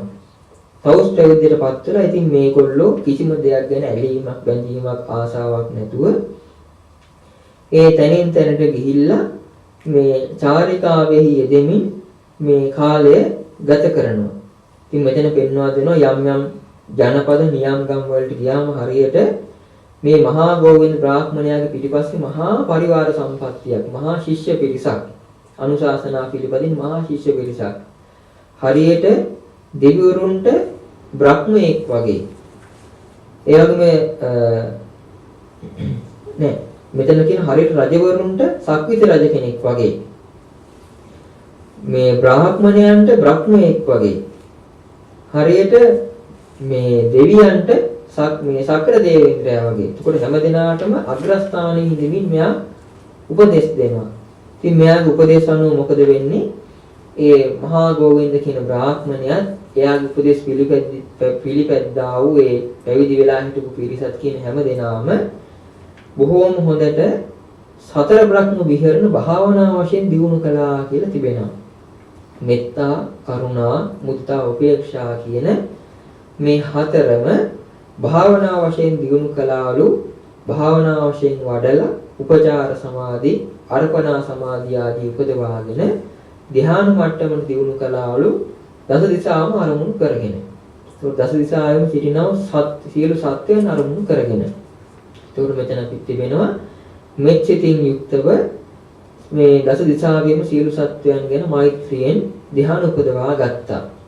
එතකොට සියලු සත්වයෝ අර මුලින් කියපු විදිහට උතුරු දිසාවේ සිටින සියලු සත්වයෝ සූපත්ත්වා සූපත්ත්වා සූපත්ත්වා කියන එකම වඩලා උපචාර සමාධියේ පළවෙනි ධ්‍යානෙ, දෙවෙනි ධ්‍යානෙ, තුන්වෙනි ධ්‍යානෙ වශයෙන් දියුණු කරගන්නවා. ඊපස්සේ උතුරු වන දිසාව, නැගෙනහිර දිසාව ආදී වශයෙන් දස දිසාවටම මෛත්‍රී ධ්‍යාන. ඊපස්සේ දස දිසාවටම කරුණා ධ්‍යාන. දස දිසාවටම මුදිතා ධ්‍යාන. මුදිතාවේදී සියලු සත්වයන් සැපවත් වෙත්වා. ලද සැපතින් නොපිරිහෙත්වා කියන වාක්‍යයක් භාවිතා වෙනවා. භාවනා වාක්‍ය. ලද සැපතින් නොපිරිහෙත්වා ආදී වශයෙන් මෙහි කරලා ඊපස්සේ උපේක්ෂා භාවනා. මේ විදිහට සිව්බම විහරණයන්ගෙන්ම යුක්ත වෙලා දස දිසාවටම ඒ ධ්‍යාන ඉපදෙන විදිහට මෙත්තා, කරුණා, මුදිතා කියන භාවනා තුනෙන් තුන්වෙනි ධ්‍යානෙ දක්වා පමණයි දියුණු කළ හැක්කේ. ඉන් පස්සේ උපේක්ෂා භාවනාවෙන් හතරවෙනි ධ්‍යානෙ වැඩෙනවා. දක්වා දියුණු කරන්න පුළුවන්. ඉතින් මේ විදිහට මේ හැමෝම බඹරෝ යන්න පුළුවන් විදිහට මඟ පාදා ගත්තා. ඉතින් ඊට පස්සේ පෙන්වා දෙනවා මේ විදිහට මේ අය කල් ගත කරලා ඒ තමන්ගේ ආයුෂ ඉවරුනාම මරණින් මත්තේ සුගති සම්පත් ලැබුවා. ඉතින් පෙන්වා දෙනවා යම් කෙනෙක් අර විදිහට මහා ගෝවින්ද බ්‍රාහ්මණයාගේ උපදේශ පරිදි ඒ සමාපත්තියන් උපදවාගෙන අෂ්ට සමාපatti පංච අභිඥාදී උපදවා ගත්තා නම් එයයි මරණින් මත්තේ ඒකාන්තයෙන්ම බඹලව උප්පත්තිය ලැබුවා. එතකොට එහෙම ධ්‍යාන උපදවා ගන්න බැරි වෙච්ච කෙනෙක් හිටියා නම් ඒ පිරිසෙහි නමුත් ඒකට උත්සාහවත් වෙච්ච කෙනෙක් සමහර අය මරණ මතේ පරිණිමිත වසවත් කියන දිව්‍ය ලෝකෙ ඉපදුනා. සමහරු නිර්මාණ රති දිව්‍ය ලෝකෙ ඉපදුනා. සමහරු තුසිතේ ඉපදුනා. සමහරු යාම දිව්‍ය ලෝකෙ ඉපදුනා. සමහරු තවතිසා ඉපදුනා. තවත් සමහරු චාතුම් මහරජිකාවෙහි ඉපදුනා. ඉතින් මේ විදිහට අර මහා ගෝවින්ද කියන බ්‍රාහ්මණයාගේ උපදේශ අනුගමනය කරලා මහා විශාල දෙනෙක්ගෙන් මේ දිව්‍ය සභාව මේ මහා සුගතීන් පිරී ගියා කියලා මේ කතාව ප්‍රකාශ කරනවා. කවුද මේ කතාව ප්‍රකාශ කළේ? සානන් කුමාර බ්‍රහ්මරාජයා කිව්වේ. ඒක බුදුරජාණන් වහන්සේට කිව්වේ කවුද? ඒකත් කියේ පංචසික කියන දිව්‍ය රාජයා තමයි බුදුරජාණන් වහන්සේට කිව්වේ අර දෙවියා කියපු කතාව.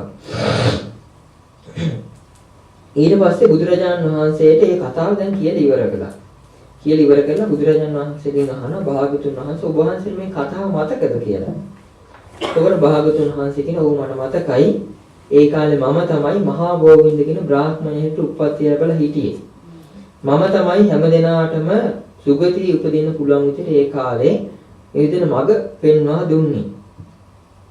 පෙන්වා දෙනව නමුත් ඒ බඹලොවම විමුක්තියයි කියලා හිතාගෙන බ්‍රහ්ම ලෝකයේම තමයි නිවන කියලා හිතාගෙන සදාකාලික සැපති කියලා හිතාගෙන ඒ පෙන්වා දුන්නා වූ ප්‍රතිපදාව මේ කලකිරීම පිණිස පවතින එකක් නෙවෙයි. මේ සංසාරේහි ඉපදෙමින් මැරෙමින් යනා වූ සසර ගමනේ ගැන කලකිරීමට පිණිස පවතිනා වූ දෙයක් නෙවෙයි.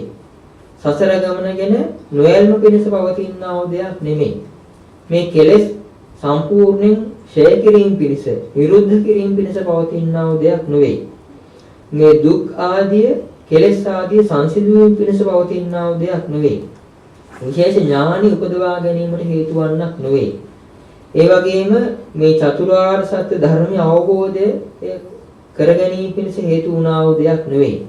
නිවන පිණිස හේතු වුණා වූ දෙයක් නෙවෙයි කියලා පෙන්වා දෙනවා. ඊවස්සේ පෙන්වා දෙනවා ඒ කාලේ බුද්ධ ශාසනයක් නැති කාලේ දේශනා කළා වූ ධර්ම ඒකයි නමුත් ඒ නිවන පිණිසම ඒකාන්තයෙන්ම හේතුුනේ නැහැ.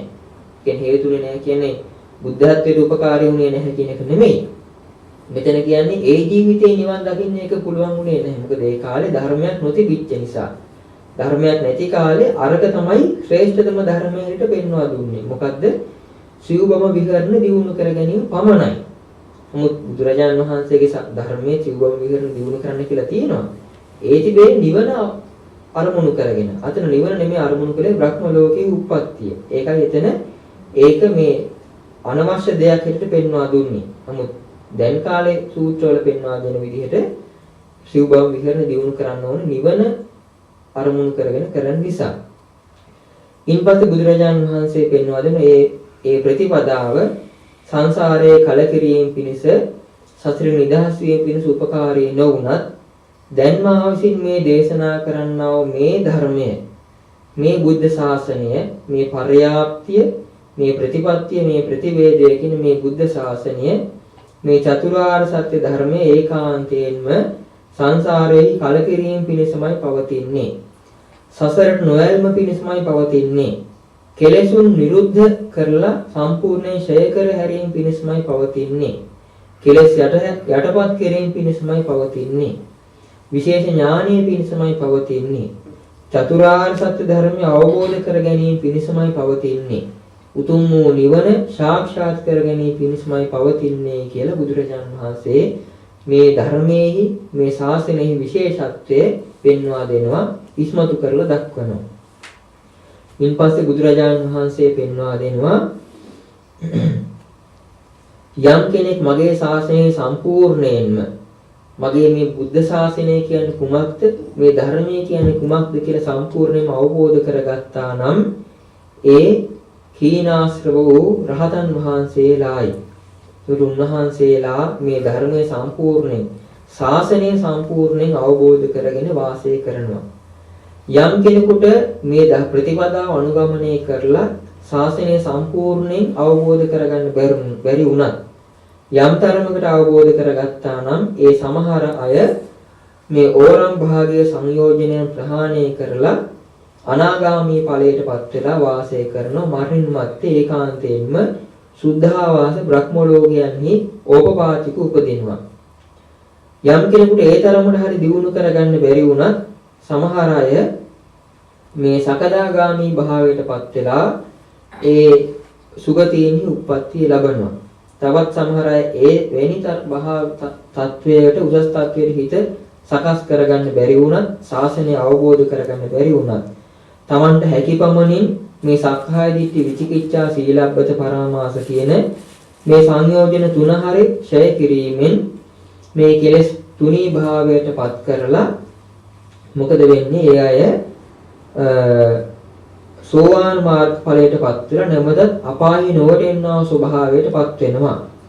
ඉතින් ඒකාන්තයෙන්ම මේ විදිහට මේ ශාස්ත්‍රයේ තිබෙනා ප්‍රතිපදාව මුල් කරගෙන යම් කෙනෙක් කටයුතු කරනවා නම් මේ ශාසන බ්‍රහ්මචර්යාවෙහි යෙදෙනවා නම් ඒ අය නිසා කවදාවත් මේ සුගතිය නම් හිස් වෙන්නේ නැහැයි කියලා බුදුරජාණන් වහන්සේ පෙන්වා දෙනවා.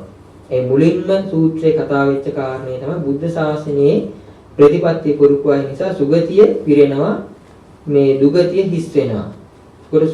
මේ නිසා සුගතිය කවදාවත් හිස් වෙන්නේ නැහැ කියලා බුද්ධ ශාසනය නිසා. ඉතින් බුදුරජාණන් වහන්සේ පෙන්වා දෙනවා මේ බුදුරජාණන් වහන්සේගේ ප්‍රතිපදාව යම් කෙනෙක් අනුගමනය කරනවා නම් ඒ අනුව කවදාවත් ඒ පුද්ගලයන්ට අයහපතක් අවඩක් දුකක් පීඩාවක් සිද්ධ වන්නේ නැහැ.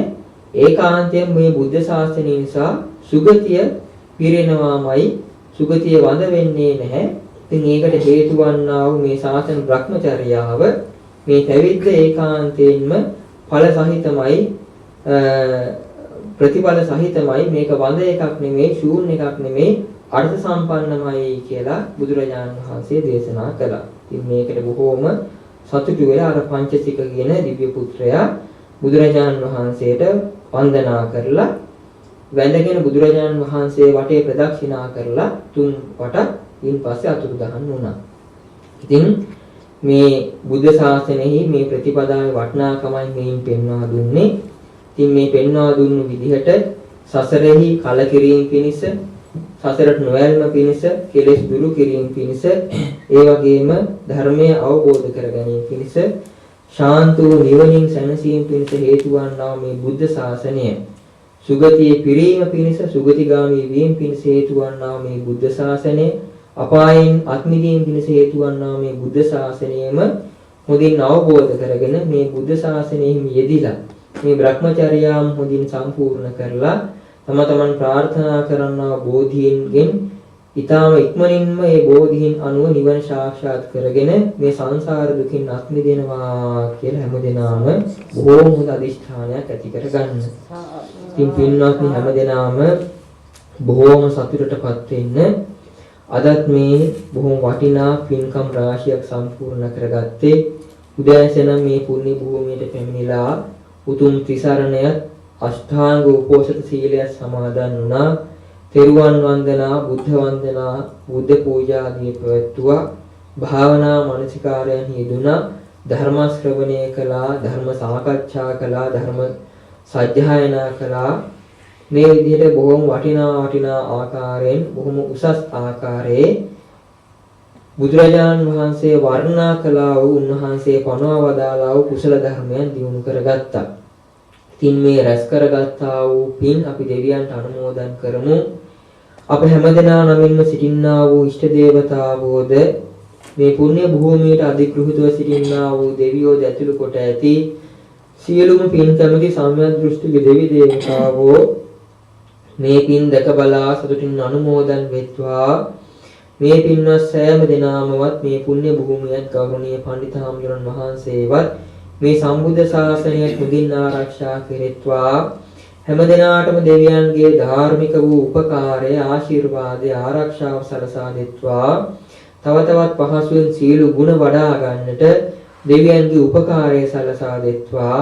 දෙවියන්ගේ දිව්‍ය සැප සම්පත් වඩාත් වර්ධනය කරගනිත්වා. දෙවියෝද ප්‍රාර්ථනීය බෝධියකින් අමා මහ නිවනින්ම සැනසෙත්වා කියලා සාදු කියලා දෙවියන්ට පින් අනුමෝදන් කරන්න. ඉතින් මේ රැස් කරගත්තා වූ පින් අපි ඥාතීන්ටත් අනුමෝදන් කරමු. මේ පින්නතුන් නමිනුත් අප හැම දෙනා නමිනුත් ඒ වගේම මේ පින්නතුන් දන්පැන් ගිලන්පස ආදී උපස්ථාන කළ පින්නතුන් නමිනුත් අනන්ත වූ සසර පුරාට මිය පරලොව ගියා වූ සියලු ඥාතීන් මේ පින් අනුමෝදන් වීමෙන් පරලොවින් සූපත් වෙත්වා, සැපයෙන් සැපයටපත් වෙත්වා, අග්‍ර වූ අමා මහ නිවනින්මත් සැනසෙත්වා කියලා සාදු කියලා පින් අනුමෝදන් කරන්න.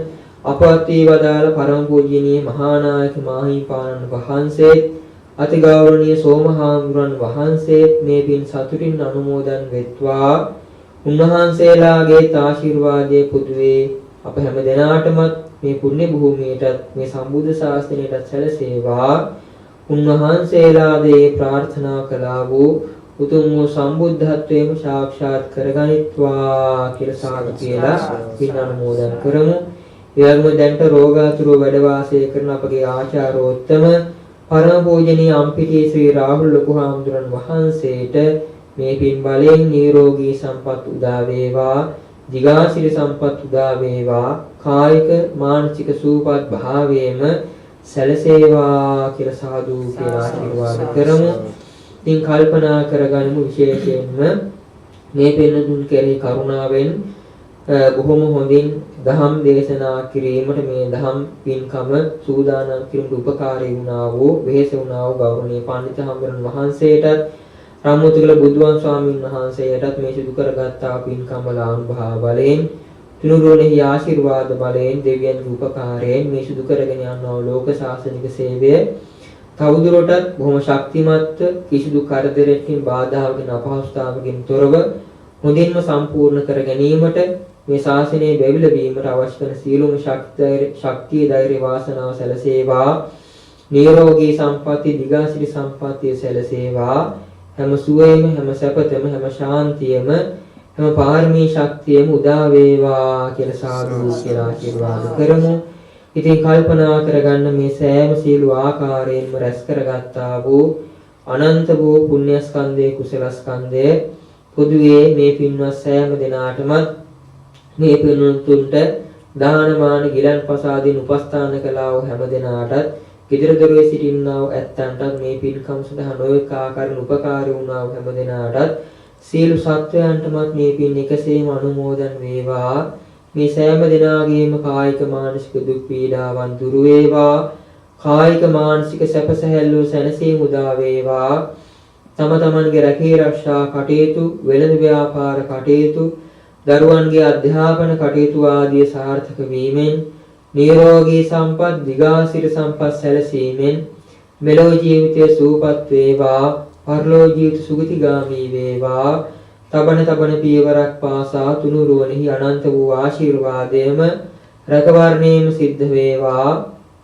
නිවන් දක්නා තුරාවට කිසියම් කාලයකවත් නරක ආදී සතර පායෝත්පත්තියක් සිද්ධ නොවේවා. මිත්‍යා දෘෂ්ටි කුලයක නූපදීවා. සම්මා දිට්ඨියෙන් පිහිටාවා. පාප මිත්‍රයන්ගේ ඇසුරක් නොලැබේවා. කල්යාණ මිත්‍රයන්ගේ ආශ්‍රය සම්පත්තිය ලැබේවා. හැම දෙනාගේම යහපත් සිතුම් පැතුම් මේ ලෙසින් ඉෂ්ට සිද්ධ වේවා. හැම දෙනා ප්‍රාර්ථනා කරන්නා වූ ලෙස උතුම් වූ නිර්වාණ අවබෝධයේ පිණිසම මේ සියලුම කුසල ධර්මයන් ඒකාන්තයෙන්ම පාරමී ධර්මයන් බවටම පත් වේවා කියලා සාදු කියලා ප්‍රාර්ථනා කරගන්න. හොඳයි, කවුරුත් වන්දනා කරගන්න. අභිවාදන සීලිස්ස නිච්ඡං වද්ධාපචායිනෝ චත්තාරෝ ධම්මා වඩ්ඩන්ති ආයුවන්නෝ සුඛං බලං ආයුරාෝග්‍ය සම්පatti සග්ග සම්පatti මේවච අතෝ නිබ්බාන සම්පatti ඉමිනාතේ සමිජ්ජතු. සුපත් වේවා සීල දනාට තෙරුවන් සරණයි.